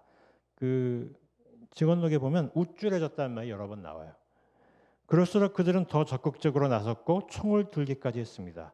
그리고 가장 적극적으로 계엄군과 일전을 벌였습니다. 칭찬이 계속되었습니다. 그들은 점점 더 고무되었습니다. 그렇게 그들은 악의 세력에 대항하는 가장 적극적인 주역이 되어갔습니다. 어떤 시민들보다 더 적극적인 악에 맞서는 전사가 된 것입니다. 가부장적 질서에서 희생당하는 자이어야 존재할 가치를 인정받았던, 아니 때로는 그래도 존재 가치를 인정받지 못하고 학대의 대상이 되어 있던 가난한 저학력의 중년 여성들이 교회에서 방언을 하게 되었을 때 그 새로운 비언어적 언어, 일상의 언어 질서 밖의 언어로 무장하게 되었을 때 그이들은 갑자기 그리스도 공동체에서 관심의 중심에 서게 되었고 나아가 은사자로서 받들여지곤 했습니다. 그것이 그들 언더클래스 여성들을 주체화시켰습니다. 한데 그들이 일상으로 돌아갈 때 그들을 둘러싼 배제와 모멸의 언어들은 다시 그들을 속박했습니다. 해서 많은 방언하는 여성들은 그 비일상적 언어 세계 안에서 악과 전쟁을 벌이는 자로 살아가야 했습니다. 비슷한 일이 5.18 강주 사건에서도 일어나지 않았을까요? 그때 거기에 언더클래스들은 계엄군의 폭력에 맞섰고 점점 더 적극적으로 대항했습니다. 그리고는 가장 비일상적인 무기인 총을 들었습니다. 그러다가 어느덧 그들은 일상의 세계로 돌아갈 수 없는 사람, 총을 버릴 수 없는 사람이 되었던 것은 아닐까요? 여기서 우리는 불편한 질문을 던지지 않을 수 없습니다. 언더클래스가 계엄군과 맞선 것은 절대 공동체의 일원으로서 그들의 주권 의식이 발현된 결과일까요? 어쩌면 절대 공동체의 평등한 일원이 되기 위해서 그들은 전사가 되어야 했던 것은 아닐까요? 자신의 관심도 아니었던 의제를 위해 누구보다도 더 열렬히 싸우는 전사로 말입니다. 그렇다면 언더클래스인 시민군은 시민이 되기 위해서 무장한 것인지도 모릅니다. 민주주의의 신념이 아니라 그냥 그 공동체의 일원이 되기 위해서 했던 것일지도 모른다라는 것입니다. 사건이 일어난 지 40년이 지난 오늘 광주 곳곳에 세워진 조형물들을 보면 항쟁의 전사들은 거의 대부분 젊은 근육질의 남자로 표상되었습니다. 이 근육질의 젊은 남자 표상이 총을 든 언더클래스를 시민사회가 소비하는 주된 방식입니다. 즉 그들은 누가 보아도 용맹스러운 전사여야 했습니다. 그런 이들이 죽었을 때 그들은 비로소 시민이 됩니다. 세계 질서 속에서 결코 승리하는 전사로 살아갈 수 없는 루저들인 언더클래스는 세계 속에서 힘을 뽐낼 수 있는 근육질의 주역일 수 없습니다. 그러니 그들은 시민이 될 수 없습니다. 살아서는 말입니다. 그래서 실제로 그들 다수는 목숨을 걸고 계엄군과 맞서는 가장 적극적 주역이 되었습니다. 그런데 5.18 담론은 그들 개개인을 기억할까요? 그들이 어떤 집에서 태어났고 어떻게 성장했는지, 그 과정에서 그들이 어떤 대우를 받았는지, 그들의 바이오그래피를 그들의 사회 전기를 사람들은 관심이 있을까요? 도청을 사수하다 죽임당한 윤상호를 제외한 16인의 사회 전기를 기억하는 이는 얼마나 될까요? 어쩌면 그런 사회적 망각은 시민사회의 묵시적 합의가 아닐까요? 언더클래스가 시민이 되고 나아가 열사가 될 때 그들의 바이오그래피는 은폐되어야 한다고 말입니다. 그 16인의 사회 전기를 올해 사실은 5.18 기념행사를 주최하는 분들이 재현해 내려고 했었어요. 그런 프로젝트를 하면서 저도 그것에 이제 상담을 해드린 적이 있는데요. 코로나 때문에 무산됐습니다. 근데 16인의 사회 전기에 관한 기록들은 있어요. 단지 우리들이 안 보고 소비하지 않을 뿐입니다. 그런 방식으로 우리는 언더클래스를 소비했다라는 것이죠. 두 번째 장은 말할 수 없는 자들이 말하고 기억하다. 말할 수 없는 자들이 타인의 말로 말하다가 첫 번째 장이었는데 두 번째는 이제 그들이 주체화된 얘기인데요. 이게 마가복음에 관한 얘기입니다. 이 장에서 민중신학적 개입은 유의미합니다. 왜냐하면 민중신학은 시민 혹은 민족적 민중론의 내적 한계를 돌파하면서 민중론을 펴왔기 때문입니다. 이러한 민중신학적 민중론의 중심에는 오클로스라는 그리스어가 있습니다. 이 단어는 제2성서 곳곳에 간간히 등장하는데 제일 많이 나오는 것은 마가복음입니다. 그리고 오직 이 복음서에만 오클로스는 다른 단어와 대체 불가능한 특별한 의미로 등장합니다. 바로 민중신학의 민중론은 마가복음의 오클로스에 대한 해석과 깊은 연관이 있습니다. 조금 건너뛰어서요.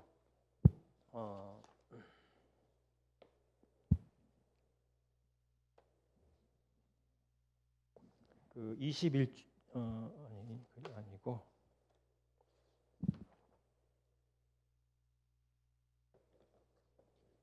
23쪽 아래쪽에 한 10줄쯤에 하지만 마가복음 부분부터 읽겠습니다. 마가복음 5장 34절에 의하면 그러니까 우리가 하여라는 여성 얘기입니다. 5장 34절에 의하면 그는 예수를 소심하게도 그의 옷깃을 만졌고 예수는 그런 이에게 당신의 믿음이 당신을 구하였소라고 말합니다. 마가복음에서 예수가 이 말을 한 또 다른 이는 시각장애인이자 거렁뱅이인 이름도 알려진 바 없고 단지 티메오의 아들이라고 불린 자가 유일합니다. 둘 다 예수에게 다가가는 것이 사람들에 의해 관습에 의해 규범에 의해 제지된 자였습니다. 그러나 그들은 자발적으로 그 질서의 감옥을 탈출했고 그것이 예수로부터 이런 치하의 말을 들은 이유였습니다. 마가복음의 오클로스는 이런 서사의 주인공들입니다. 그들은 사람들 앞에서 함부로 말해서도 행동해서도 안 되는 존재이지만 그들이 예수와 얽히면서 훗날 그 예수를 기억했고 말하는 주체가 되었습니다. 자신들의 언어로 말입니다. 그런 이들 각자의 예수 기억이 서로 교차하고 얽히면서 구성된 기억 덩어리가 바로 마가복음입니다. 제가 아까 기억 투쟁이 외부와의 기억 투쟁에 관한 것이 주로 5.18에 관한 주된 내용이었다고 말씀을 드렸는데요. 마가복음은 바로 이런 내적 기억 투쟁에 관한 이야기다라는 것입니다. 조금 더 읽겠습니다. 한편 민중신학의 오클로스로는 그들의 억눌림의 체험을 말하지 못함으로 묘사합니다. 거라사의 악령 들린 이는 망자의 공간을 고함을 지르며 뛰어다니고 자해를 한다거나 손발을 사슬로 묶어놓아도 풀어버리는 자라는 세간의 흉흉한 평판으로 기억되는 존재입니다. 그의 존재는 타인의 혐오적 시선에 의해서만 규정되고 있습니다. 그 자신은 성서 텍스트에선 아무 말도 하지 않습니다. 실은 말을 하는 대목이 나오긴 합니다. 예수가 당신 이름이 무엇이요라고 묻자 레기오니오라고 대답합니다. 하지만 실은 그 말은 그의 말이 아닙니다. 그 안에서 그를 사로잡고 있는 악령의 말입니다. 필경 그는 그 사회의 낙인 찍기에 가장 심각한 피해자인 탓에 위약적인 존재로만 자신을 드러낼 뿐 자신이 그런 처지로 내팽개쳐진 현실을 하소연하며 변명할 언어 능력을 갖추지 못했습니다. 그것을 유실했습니다. 자신의 경험을 표현하는 언어가 붕괴된 것입니다. 달리 말하면 사회는 그의 언어를 빼앗았습니다. 도난당한 언어 때문에 그는 말할 수 없는 자입니다.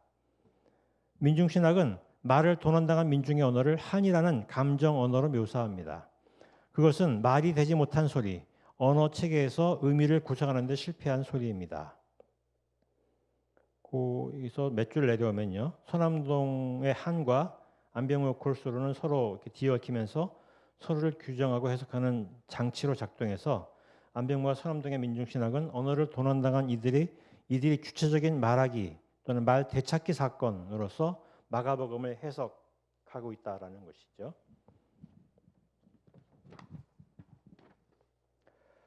그래서 이제 그 예수의 사건, 그리고 마가복음의 오클로스 사건, 그리고 한국의 전태일 사건, 나아가서 5.18 광주의 절대 공동체로 이어지는 일종의 절대 공동체 담론의 계보가 민중론의 토대였다라고 말을 하는데, 여기서 말하는 이 절대 공동체는 한국의 진보적 사회학계가 말하는 절대 공동체와는 다른 의미입니다. 왜냐하면 진보적 사회학계의 절대 공동체는 일종의 데모스의 언어, 시민의 언어가 과잉 결정된 기억 투쟁의 산물이었다면, 마가복음은 오클로스적 기억이 그 이야기를 주도하고 있다라는 것이죠.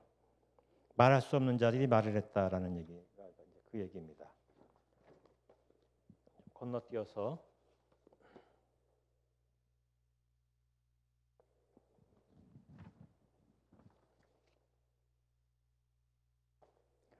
어, 26쪽에 중간에서 한 중간 달랑 나뉘는 부분에서 6줄 위쪽입니다. 자, 그렇다면 고대 그리스를 포함해서 많은 진보적 담론들이 추구했던 라오스 데모스 정치가 있다면, 이건 이제 아리스토텔레스라든가 그 클로이스테네스 같은 고대 그리스의 정치가나 철학자들이 그 데모스의 정치를 얘기합니다. 그 당시에 이제 플라톤처럼 철인 정치를 얘기한, 이게 이제 일종의 엘리트 정치를 강조하는 흐름이 있다면, 데모스의 정치를 강조하는 또 다른 흐름이 고대 그리스에 있었는데요. 그렇게 이제 데모스의 정치를, 데모스는 이제 라오스와 거의 같은 의미의 단어인데, 그런 데모스의 정치가 고대 그리스를 포함한 그 당시의 진보적 담론들 속에 있었다면, 마가복음은 오클로스 또는 언더클래스의 정치를 주장하고 있다라는 것이죠.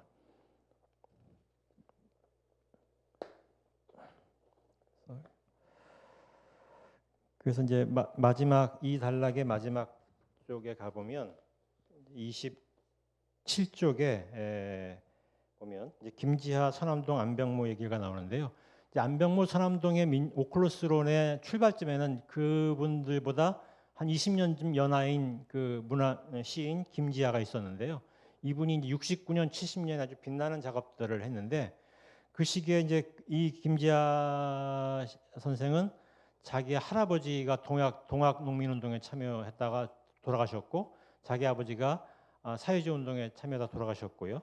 근데 그분 김지하가 이제 기억하는 자기 이제 아버지와 할아버지의 계보는 끊임없이 민중이었고, 민중을 위한 일에 앞장서 나선 전사였지만, 그분들의 기억이 사라졌어요. 그래서 그 당시에 진보 담론들이 동학운동에서 3.1운동에서 4.19로 이어지는 민중운동의 계보를 얘기할 때, 김지하가 거기에 발끈하면서 거기에 진짜 민중들의 이야기는 거기에 그런 민주운동의 기념비 속에 왜 없는가라고 질문을 합니다.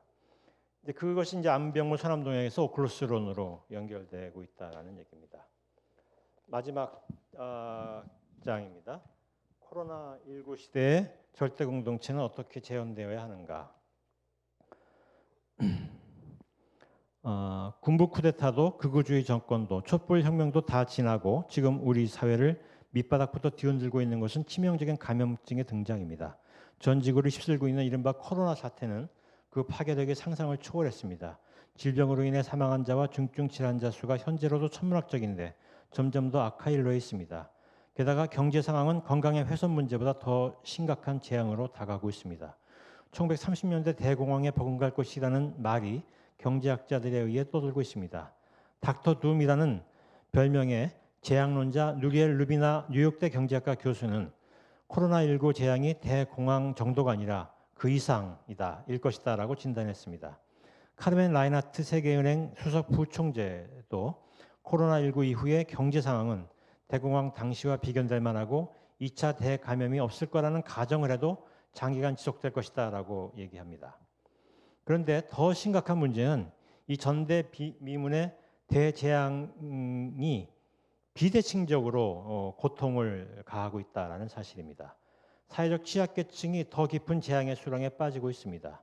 다비드 프루체리라는 분은요, 우리가 알고 있는 가장 보수적인 자본 단체인 국제통화기금 IMF의 연구부 차장입니다.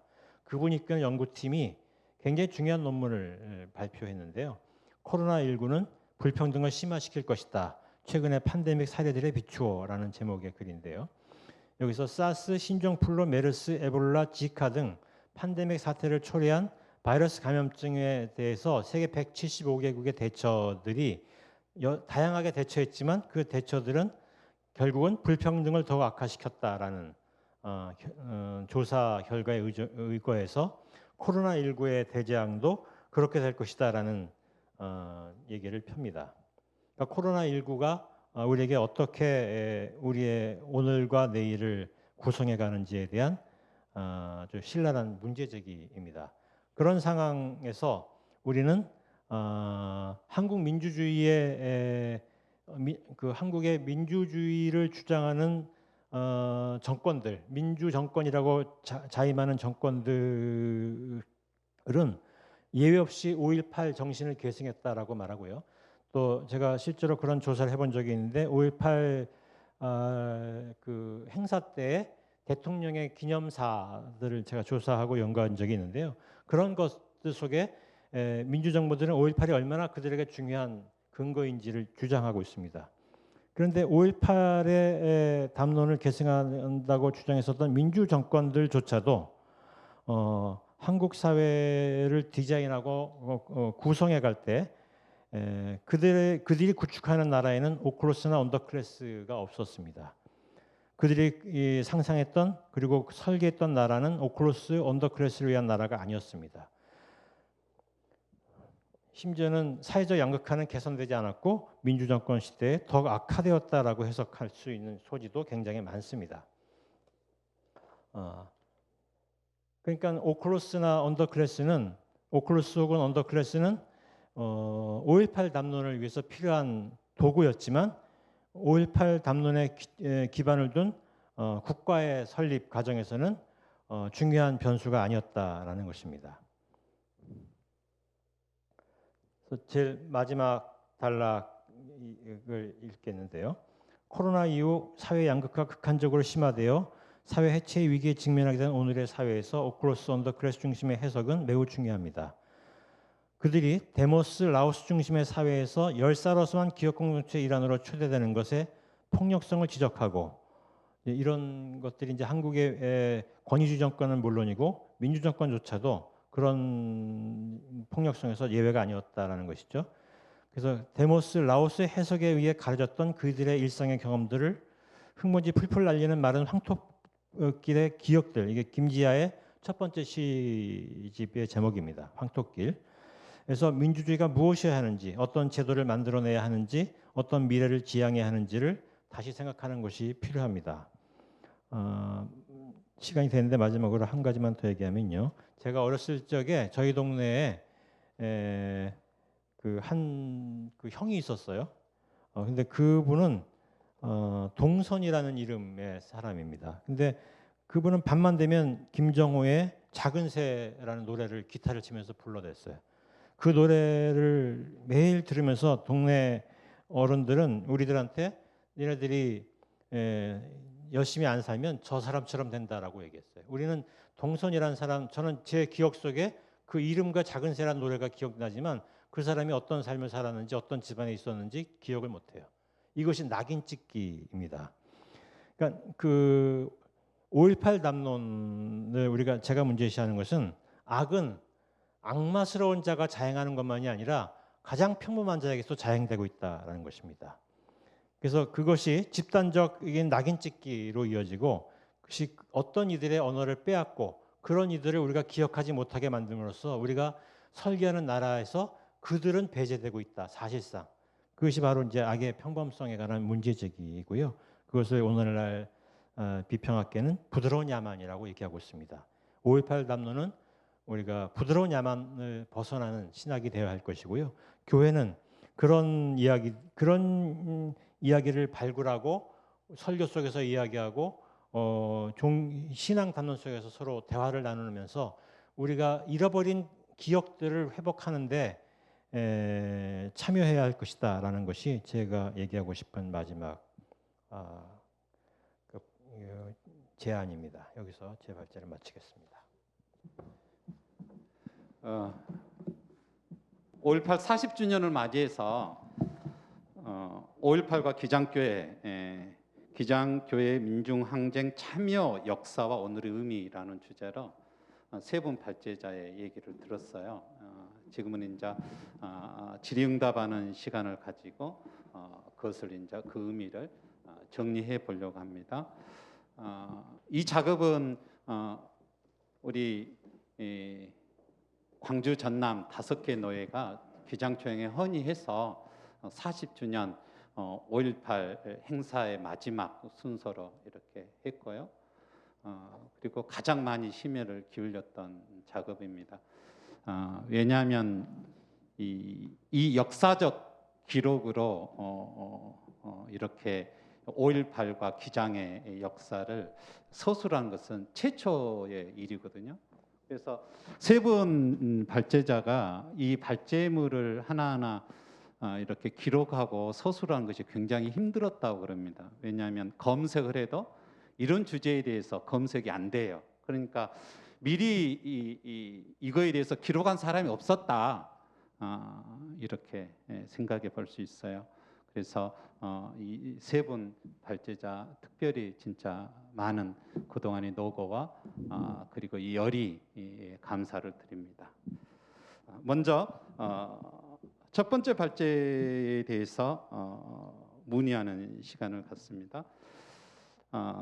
우선 김현 목사님께서 5.18 민중항쟁과 기장교회 참여, 여기에서 구체적으로 광주 전남 지역의 기장교회 참여에 대해서 살펴봤어요.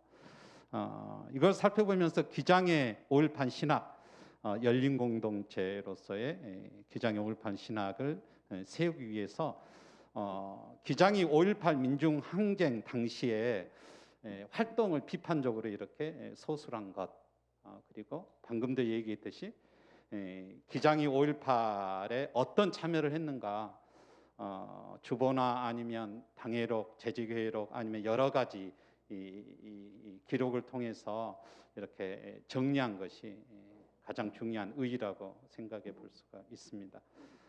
이에 관련해서 그것을 정리하면서 자료를 발굴하면서 느꼈던 점이 어떤 건지 좀 궁금합니다. 예. 그러게 애초에 이 발제를 세 방향으로 가자는 논의를 우리가 그때 연초에 했었었죠. 그때부터 한 6개월 이상 내가 뭘 할 수 있는가 하는 그걸 생각하게 되었는데요. 그게 이제 역사적 고찰이라고 하는 거였는데, 특히 역사적 고찰을 다른 사람들이 해놓은 자료를 통해서 보는 것이 아니라 기장교회, 개교회가 가지고 있는 기초자료, 주보, 당회록, 교회 역사책, 이런 기초자료를 통해서 그걸 기반으로 해서 5.18에 참여했었던 그런 역사적 활동을 재구성하는 게 저의 몫이었습니다. 그것은 제 마음속에서는 어떤 뭐랄까요, 40년이 지난 오늘의 현실과 당시의 역사적 상황 속에 들어갔었던 기장교회 활동 사이에 뭔가 차이가 있을 텐데 그것이 뭘 가르쳐 줄 건가에 대한 궁금함이기도 했다고 봅니다. 그래서 많은 자료들을 재미있게 잘 봤고요. 지나고 나니까 한 두 가지 감정이 지금 듭니다. 하나는 좀 안타까움이고 하나는 신선함인데요. 안타까운 감정은 그러니까 오늘날 교회에서 40년 지나고 나니까 교회에서 당시의 기초 자료가 얼마나 소중한 건지 잘 보관되어지지 않는 것에서 오는 좀 안타까움들이 좀 있었어요. 그러니까 교회가 뭔가 역사를 지나왔을 때 그 교회가 교회 신앙 공동체로서의 가치를 지닌 그런 사료적 평가를 어디에서 내릴 건지에 대해서 오늘 21세기를 살아가는 우리 한국 기독교 장로회의 교회들이 광주항쟁과 같은 그런 의미 있는 역사 속에 참여했었던 교회의 어떤 불타는 지점들에 대한 것들을 조금 외면하고 있는 것 아닌가 하는 그런 느낌들이 좀 아쉬움으로 남았습니다. 그래서 여전히 역사를 되돌아볼 때야만이, 길게 볼 때야만이 좀 보이는 지점들이 있는데, 그게 뭐냐면 한국 사회를 이렇게 아예 변곡점이라 할 만한 어떤 중요한 어떤 그 계기, 역사의 어떤 언덕으로 올라가는 때가 있는데, 그때의 교회의 참여라고 하는 것들은 이것은 그 어떠한 선교적인 행위로도 표현할 수 없는 값진 것입니다. 앞으로의 역사를 우리가 써 나아갈 때 그런 측면에서 과거로부터 교훈을 얻는다면 우리의 선교의 방향을 설정하는 데에서도 아주 중요하겠다 하는 측면이 하나가 있고요. 두 번째 느낌에서 조금 이제 참신하다고 표현했었던 지점은 40년 지나고 나니까 최영묵 목사님도 그런 말씀하셨어요. 아까 요즘 우리가 체면치레는 하고 있지 사실 기장이 기장이냐 하는 어떤 그런 좀 자조적인 뉘앙스가 좀 있었습니다만은 40년 전에 몇몇 교회들의 자료들을 뒤져보니까 그 이전의 기장교회가 가지고 있었던 저에게 어렸을 때 그 익숙했었던 그 정서가 그대로 확 살아오는 거예요. 예를 들어서 제가 바빠서 읽지를 못했지만 7쪽에 그런 부분들을, 어떤 교회사 부분들을 남겨놨습니다. 이게 82년도에 있었던 2주기 추모 행사와 관련되었는데, 그때 그 교회의 담임 목사가 그 추모 행사에서 연행되었었고, 그 연행된 이후에 그 교회가 했었던 행위에 대한 부분들을 제가 본 겁니다. 그러니까 교인들은 당연히 충격을 받았고, 잡혔다고 그러니 담임 목사가, 그러니까 긴급당회를 소집해서 당회원들이 대책을 수기해서 우리가 평소보다 더 교회를 열심히 섬기자는 결정 하나, 그리고 다른 하나는 선교의 자유수호에 앞장서자라고 하는 게, 이게 두 번째가 데모하자는 얘기거든요. 이게 지역교회가, 이 지역교회로서 이게 진보적인 교회가 아닙니다. 사실 평균적인 그 당시의 기장교회였었던 거고요. 이들이 이런 결정을 내리고 나서 주일 예배를 마치고 교인들이 버스를 대절해서 광주로 올라갑니다. 근데 경찰이 막으니까 버스에서 그 버스를 탈 수가 없었고, 대중교통을 각자 이용해 가지고 광주에 도착해서 걸어서 서부경찰서에 모인 사람이 150명이에요. 150명이 거기서부터 농성을 벌이고 기도회를 하고 이러는데, 교인들이 쌀까지 준비해 와가지고 아예 그냥 부뚜막을 차려서 밥을 해 먹고 밤새도록 농성하니까 어쩔 수 없이 이 교회 그 담임 목사랑 면회를 하게 했고, 그때야 자정 넘어서 다시 버스 불러가지고 내려오는 이런 이야기들인데, 사실 이런 정서들은 지금은 온데간데가 없죠. 사실 기장 안에서. 그래서 우리가 가지고 있었던 그런 투박한 정서 속에 있는 역사 참여의 굵직한 선들이 우리에게 있었는데, 그것은 저는 아예 사라졌다고 보지 않습니다. 이러한 그 세파가 흐르면서 무뎌졌고 또 먼지가 쌓였었던 것들, 이것들을 역사 앞에 다시 서고 믿음의 눈을 밝히면서 털어내고 찾아 나아가야 할 그런 보고가 아닌가, 그런 지점으로서 우리 기장이 갖고 있는 역사 자료들, 이것들을 남기고 거기서 교훈을 얻는 것들이 참 중요했다는 것들을 나누고 싶습니다. 역사를 하나하나 이렇게 거슬러 돌아가서 그것을 기록하고 정리하고 그러다 보면 유산이 생깁니다. 그 유산을 우리는 꼭 공유를 해야 되고요. 그리고 그 유산을 소중히 하면서 수많은 그동안의 신앙인들이 이렇게 이루려고 했던 하나님 나라의 운동, 그것을 오늘날 우리 한국 역사 속에서 이렇게 하나하나 만들어 가야 되지 않을까. 그래서 기장의 5.18 신학이라는 말씀을 하셨고, 이에 대한 어떻게 하면 반성과 그리고 긍지, 방향성 이렇게 갖자라고 말씀해 주셨습니다. 두 번째, 그 최영묵 목사님이 이제 발제를 해주셨어요. 최영묵 목사님은 기장총회 전국 단위에서 있었던 5.18 당시에 80년, 81년, 82년, 83년 이렇게 계속해서 했고, 그 다음에는 이제 민중신학으로 이렇게 해가지고 민자운동 87년 이후의 역사와 지금까지 간략하게 서술을 해줬습니다. 여기에서 이제 최영묵 목사님이 한 가지 강조를 했는데, 1983년 우리 기장 신앙 고백서 이 신앙 고백서가 기장교회에 굉장히 많은 변화를 가져왔다. 그래서 여기서 특별히 민중교회로서의 정체성을 표방한 것이 아닌가라고 말씀해 주셨는데, 그러면 그것이 구체적으로 무엇인지 한 가지 질문하고 싶고요.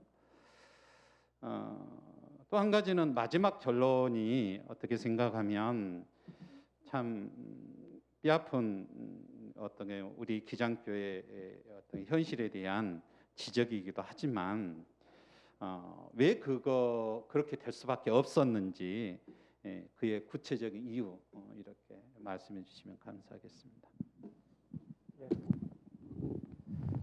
그 간략히 말씀드리면은 우선 제가 이제 광주 민중 항쟁의 그 영향을 얘기할 때 보니까 뭐 제 경험, 개인적 경험도 있습니다만, 개인적 경험, 기억과 경험도 있습니다만, 또 이렇게 우리 이 교단의 움직임을 이제 문서들을 통해서 이렇게 살펴보니까 83년에 그 신앙 고백, 그리고 그때 총회에서 이루어진, 아마 그때 경동교회에서 총회를 했었죠. 그때가 굉장히 중요하다. 그러니까 아까 제가 발제 중에 얘기했지만 81년 기억의 투쟁이 본격적으로 시작되면서 81년, 82년 교단의 상층부가 확 바뀌면서 각성하고 반성하고 결의를 다진 것이 교단 전체의 공식적인 정책으로 이렇게 가시화된 것이 83년 그 신앙 고백서였고, 또 그때 이루어진 이제 결의들이라고 이렇게 생각을 하는데요.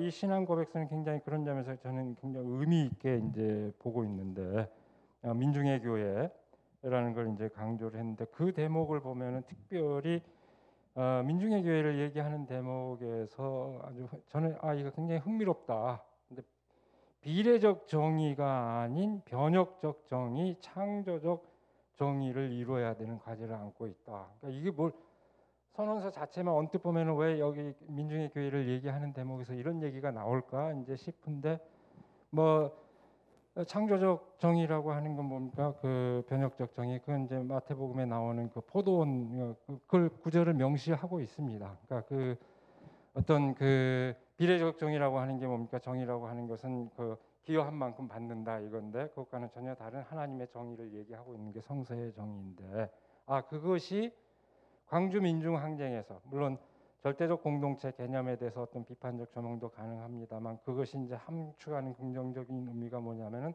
그 어떤 경계도 인정하지 않고 그동안 자격이 없다고 생각했던 그 사람들이 중심에 설 수 있고 그 자격을 인정받았던 그 사건, 그것이 함축하는 바라고 생각하는데, 그것이 결국은 민중이 스스로 주체화해가는 이후의 민중운동 과정의 이제 성격 분모를 가져왔고, 그리고 이제 우리가 80년대를 지나온 사람들 되게 경험을 하고 있습니다만, 유명한 이제 사회 구성체 논쟁 이런 게 이제 펼쳐지지 않습니까? 이제 펼쳐지는데, 그 얘기는 사실은 광주 민중 항쟁을 겪고 나서 기존의 어떤 정치적 권위주의만 물리치면, 어떤 특정한 세력만 물리치면은 새로운 세상이 오는 게 아니다라고 하는 인식이 아주 분명해졌죠. 정말로 민중들의 삶이 보장받고 이들이 당당한 주체로서 인정받는 사회를 이루기 위해서는 근본적인 사회 변혁이 일어나야 된다. 그것이 결국은 그 당시에 어떤 합의라고 할까요? 이런 것은 어떤 반자본주의적 전략이라고 저는 이제 생각을 합니다. 그런 변혁의 시대가 이어졌는데, 이미 80년대 초반부터 그런 인식들이 민중운동에서 공유되고 있었는데, 그것의 어떤 교회적 수용, 교회가 받아들인 것이 특별히 이 정의 개념을 그 성서에서, 이게 우리 성서에서 가리키고 있는 것이 이것이다. 어떤 업적이나 자격에 의해서 배분되는 그런 사회가 아닌 누구에게나 필요한 그 몫을 주는 세계에 대한 전망을 그 개념 속에 함축하고 있다는 점에서 저는 그 당시 광주 민중 항쟁 이후에 한국 사회가 전체적으로 공유한 그 인식을 우리 교회가, 우리 기장교회가 특별히 예민하게 받아들이고 있는 한 증거다. 그래서 굉장히 이제 중요하게 봤습니다. 그다음에 이제 마지막 결론에 관한 문제는 물론 반론도 뭐 충분히 다른 생각을 가진 분들도 있을 수 있는데요. 이제 제가 느끼는 감입니다. 제가 그렇게 굉장히 좀 부정적인 이제 평가를 할 수밖에 없었는데 좀 쉽게 얘기하면 어떻게 얘기할까요? 우리 기장교회가 한국 사회를 선도하고 또 한국 교회를 선도한 것은 제가 발제 중에도 얘기했습니다만 87년 민주화 운동까지 아니었나 냉정하게 그 광주 민중항쟁의 어떤 유산을 이어받아서 그리고 그 정신이 뭐 죽은 건 아니고 여러 형태로 또 계승되고 있습니다만 여러 교회들로 하고 있지만은 전반적인 어떤 추세를 볼 때 그 이후에 90년대 들어서면서부터 저는 상대적으로 가장 그 태행한 교회가 한국 교회 가운데서 우리 기장교회가 아닐까. 오히려 다른 보수적인 교회들에서 저변에서 다른 변화들이 일어나는 것 반면에 어떻게 보면은 하나님의 선교 개념이라든지 민중신학이라든지 이런 입장에서 진취적인 그 선교 활동을 펼쳐왔던 교회가 소위 민주화 이후에 현저하게 낙후됐는데 뒷걸음치는 이제 양상이 벌어졌는데 그 정도가 굉장히 심하다. 그럼에도 불구하고 아직까지 체면 유지하는 것은 그 전통이 과거에 있기 때문에 이제 유지하는데 이렇게 저는 표현하고 싶습니다. 뭐 유난히 우리 한국 사회는 소위 정치적 민주주의에 대한 그 의식과 일상적 생활상의 민주주의와 인권 의식이 굉장히 괴리되어 있는 사회다. 그런 표현을 하기도 하죠. 대통령에 대해서는 이의를 제기하고 저항을 하지만 사장님에 대해서는 이의 제기 못하고 순종하는 그게 한국 사회의 특징이다. 이게 한국 사회의 굉장히 그래서 한국 사회의 어떤 보수성을 이제 그렇게 이제 설명하기도 합니다만은 이것이 더 농후하게 나타나는 것이 교회다. 그래서 굉장히 사실은 정치적인 민주주의, 그러니까 광주 민주화 운동 이렇게 박제화된 기억 속에서 어떤 정치 체제의 변화 거기까지 딱 거기에 머물러 있는 거 아닌가. 그때 그 제가 굳이 광주 민중항쟁이라고 썼습니다만 그것이 함축하고 있는 의미, 어떤 자격 없는 그동안 주목을 받지 못했던 사람들이 주체화되는 놀라운 그 사건, 그 의미를 생각한다면 역시 그 의미로 오늘의 현실을 조명하는 데서도 바라봐야 되지 않을까. 소위 아까 뭐 데모스, 라오스를 얘기했습니다만 경계 밖에 있는 타자들, 소수자들 여기에 대해서 이렇게 우리가 얼마만큼 수용적으로 이렇게 바라보는가. 그래서 저는 최근에 쟁점이 되는 게 이렇게 얘기하면 굉장히 저의적으로 발언한다 이렇게 할지 모르겠습니다만 차별금지법에 관한 우리 교단 안에서의 논란. 그 누구도 차별하지 말자고 하는 게 왜 한편에서 그렇게 거기에 대해서 상당한 거부감을 갖고 있을까요? 저는 바로 그런 인식과 바로 그런 현실 인식 때문에 그러니까 일단 정치적 민주화 이제 했으니까 됐지 않느냐. 그때는 그 시절의 역할이었고 이제 우리 교회 내부로 더 과제에 치중합시다. 이런 인식이 더더욱 아까 제가 얘기했던 정치적 민주주의에 대한 의식과 생활상의 민주주의 내지는 인권 의식이 괴리돼 있는 그리고 그것이 교회 안에 현저하게 나타나고 있다. 그런 이제 현실을 지적하고 싶었던 겁니다. 그러니까 굳이 전망을 얘기한다면 그런 교회 체질까지도 스스로 반성, 외부의 어떤 권위적 체제에 저항하는 것만이 아니고 교회 내부의 어떤 장애물들을 극복하는 것이 우리 교회가 나가야 어떤 전망, 방향이 되지 않을까 그렇게 생각합니다. 마지막으로는 이제 김진우 목사님 언더클래스라는 처음 생소한 어떻게 보면 마지막 도청에 있었던 16명의 시민군을 광주의 언더클래스다라고 상징을 하면서 이렇게 얘기를 끌어 나갔는데요. 저는 이 발제를 들으면서 어떻게 하면 고통을 당한 사람이 타자가 고통을 당할 때 그것을 공유하고 그 고통의 현장에 같이 참여하려고 하는 그 사람이 언더클래스다라고 이렇게 얘기한 것 같아서 이것은 우리 이제 신앙인들의 모습이 아닐까라고 생각을 해봅니다. 5.18이 관제화되면서 가장 중요한 그때 당시에 40년 전에 어떻게 보면 광주 시민들이 하나의 가치, 인권이란 가치, 인간의 존엄성이란 가치, 그래서 함께 그 고통을 감내하고 이겨내고 승리해 가는 그것이 퇴색되는 것을 다시 한번 승화시키고 발전시키는 그런 얘기가 아닌가, 그래서 굉장히 깊게 들었습니다. 질문을 해보고 싶은 것은, 그러면 이것이 우리 신앙인들한테, 교회한테 무엇을 시사하는 건지 더 말씀 부탁드립니다. 그 이제 90년대 중반쯤 오면 한국 개신교의 성장세가, 양적 성장세가 거의 멈추잖아요. 그런데 이제 기장은 그런 상황에서 굉장히 위축된 종파였고, 그게 아마 이제 기장이 갖는 열등감으로 표출된 것 같기도 해요. 근데 이제 그 당시에 성공가도를 달리고 있었던 교회들도 있었고요. 그런 성공가도를 달리고 있는 교회들은 교파를 불문하고 거의 모든 개신교 교회들의 선망의 대상이 되고 모방의 대상이 되어 왔거든요. 근데 그러면서 이제 나타난 현상은 이제 교회 엘리트화가 심화됐어요. 상당히 심화됐습니다. 그러면 또 거기에 저항하는 뭐 데모스 얘기하는 이제 개혁파들도 상당히 이제 열심히 문제 제기를 했는데, 이렇게 그런 변화 과정이 이제 일어날 시기가 이제 2000년부터 본격화되거든요. 근데 그 시기에 개신교에서 이탈한 사람들이 생겨났어요. 그 중에 하나가 대표적인 게 신천지로의 이탈입니다. 신천지는 2000년부터 2015년경 사이의 신천지 성장세는 한국 그리스도교 역사에서 여의도 수목원교회를 제외하면 가장 왕성한 성장을 한 종파고, 그 성장의 대다수의 사람들은 개신교에서 이탈한 사람들입니다.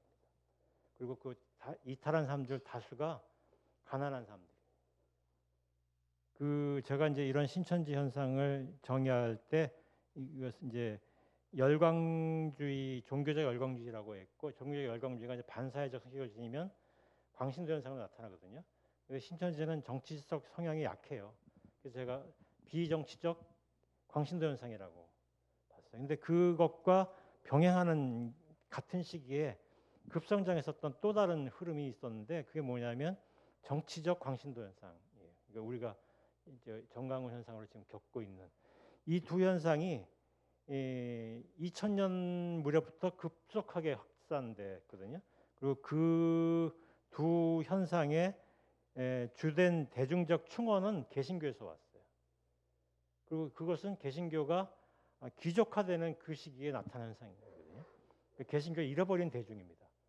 왜냐하면 교회가 줄 수 있는 메시지가 없었어요.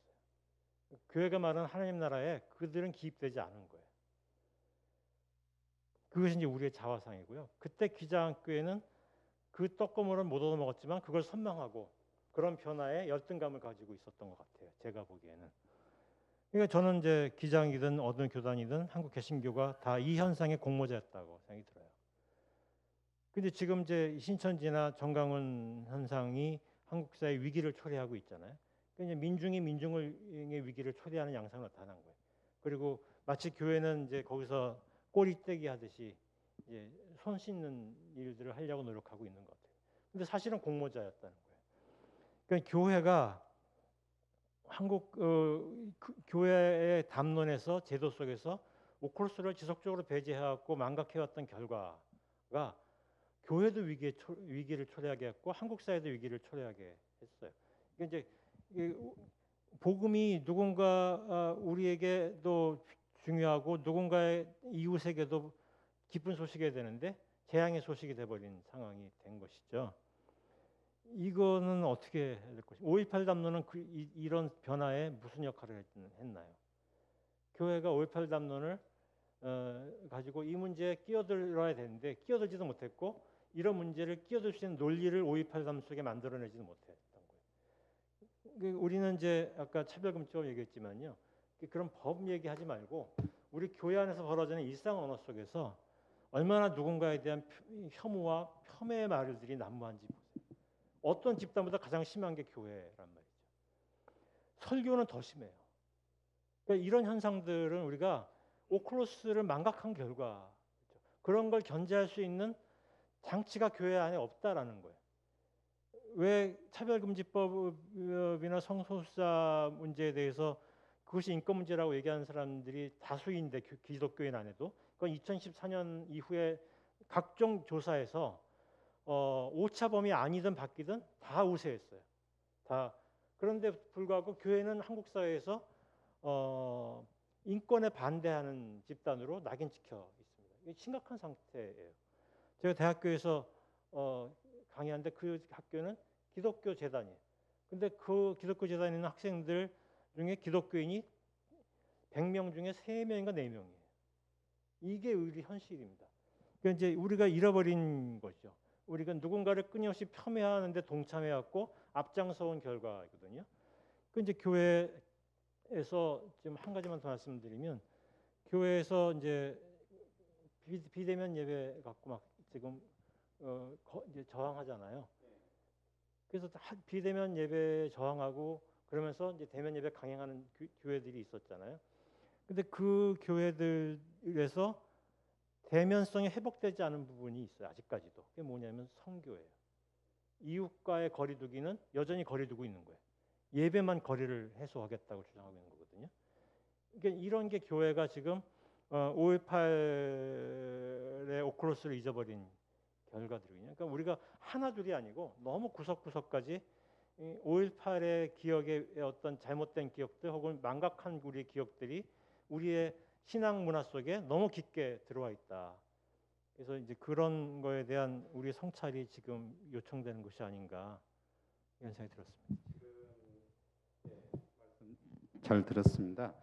그 구체적으로요. 굉장히 지금 좀 어떻게 보면 철학적이고 신학적으로 이제 얘기됐고 그래서 요즘의 현상까지 얘기했는데 그러면 광주의 언더클래스 시민군 그것이 이제 마가복음 오클로스라고 이제 연결돼서 말씀드렸는데 그러면 그것이 구체적으로 뭔지 하나의 예를 들자면 왜 그것을 우리가 놓치면 안 됐는지. 그러니까 언더클래스라는 거는 이제 쉽게 말하면 우리가 불편해하는 사람이거든요. 불편해하는 이웃이에요. 근데 불편해하는 이웃을 우리 사회가 잘 포용 안 하잖아요. 근데 그 중에서도 잘 포용하지 않는 집단이 교회예요.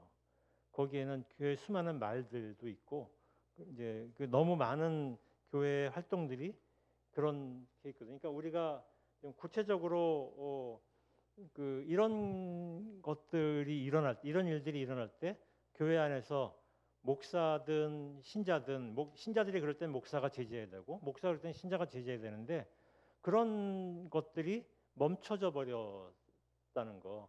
그럼 교회는 뭐 하는 공간인가? 누군가를 모욕하기 위해서 모인 공동체인가? 라는 물음을 물어야 될 때가 왔다는 거죠. 그건 결과적으로 하나님에 대한 모욕이라고 생각이 듭니다. 덧붙이자면 이 얘기가 나오는 것은 5.18 민중항쟁을 어떻게 얘기하면 우리들의 신앙 고백 속에서 명확히 구현하기 위해서 소외된 사람들을 그동안에 우리가 어떻게 하면 바라보지 못했다. 그들과 같이 호흡하지 못했다. 그를 통해서 5.18의 어떤 기장신학이라든지 아니면 그 의미 또는 관제화되고 있는 5.18 행사에 대해서 우리가 문제제기 못했다라는 것을 이렇게 살펴봤습니다.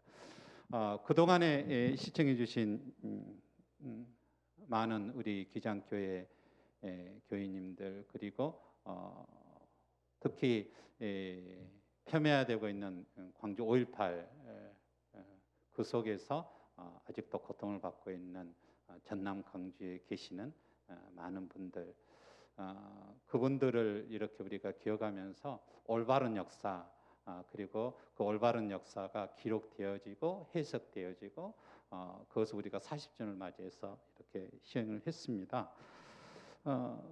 우리 세 분 발제자 뭐 한 분씩 더 하실 말씀 있으시면 예. 굉장히 시간이 많이 걸렸죠. 이제 마치겠습니다. 이것이 책자로 이렇게 보내져요. 지금 책자 가지고 계시죠? 그거 한번 보여주시고 한번 잡아주시기 바랍니다. 이 책자가 곧 있으면 기장총회에서 보내집니다. 안 보여요? 좀 클로즈 해주시면. 이 책자입니다. 이 책자가 이렇게 보내줄 거고요. 그리고 끝으로 한 가지 얘기하자면 이 책자에 아직도 기록되지 아니하는 많은 기록들이 있어요. 저도 이제 발로 뛰었고 광주내에는 윤영준 목사님께서 발로 뛰면서 자료를 만들고 김현 목사님도 이렇게 자료를 이렇게 수집하고 그랬는데 이번 시청을 통해서 그런 자료가 있으면 굉장히 소중한 역사 자료이니까요. 꼭 이렇게 저희들한테 알려주시면 감사하겠습니다. 그래서 다시 우리 5.18의 의미를 더욱더 폭넓게 이렇게 되새겨 보는 시간을 다음에 갖도록 하겠습니다. 지금까지 모든 행사를 위해서 기장총회에 이렇게 도움을 주셨고요. 특별히 광주 전남에 있는 5교회 노회장님 그리고 저를 포함한 실무자님 굉장히 많은 보탬을 주셨어요. 그리고 마지막에 최초로 이렇게 작업을 해주신 우리 세 분의 발제자님께 감사를 드립니다. 사람은 없지만 저 혼자 박수 쳐드리겠습니다. 감사합니다. 이것으로 심포지움을 마치겠습니다. 수고하셨어요.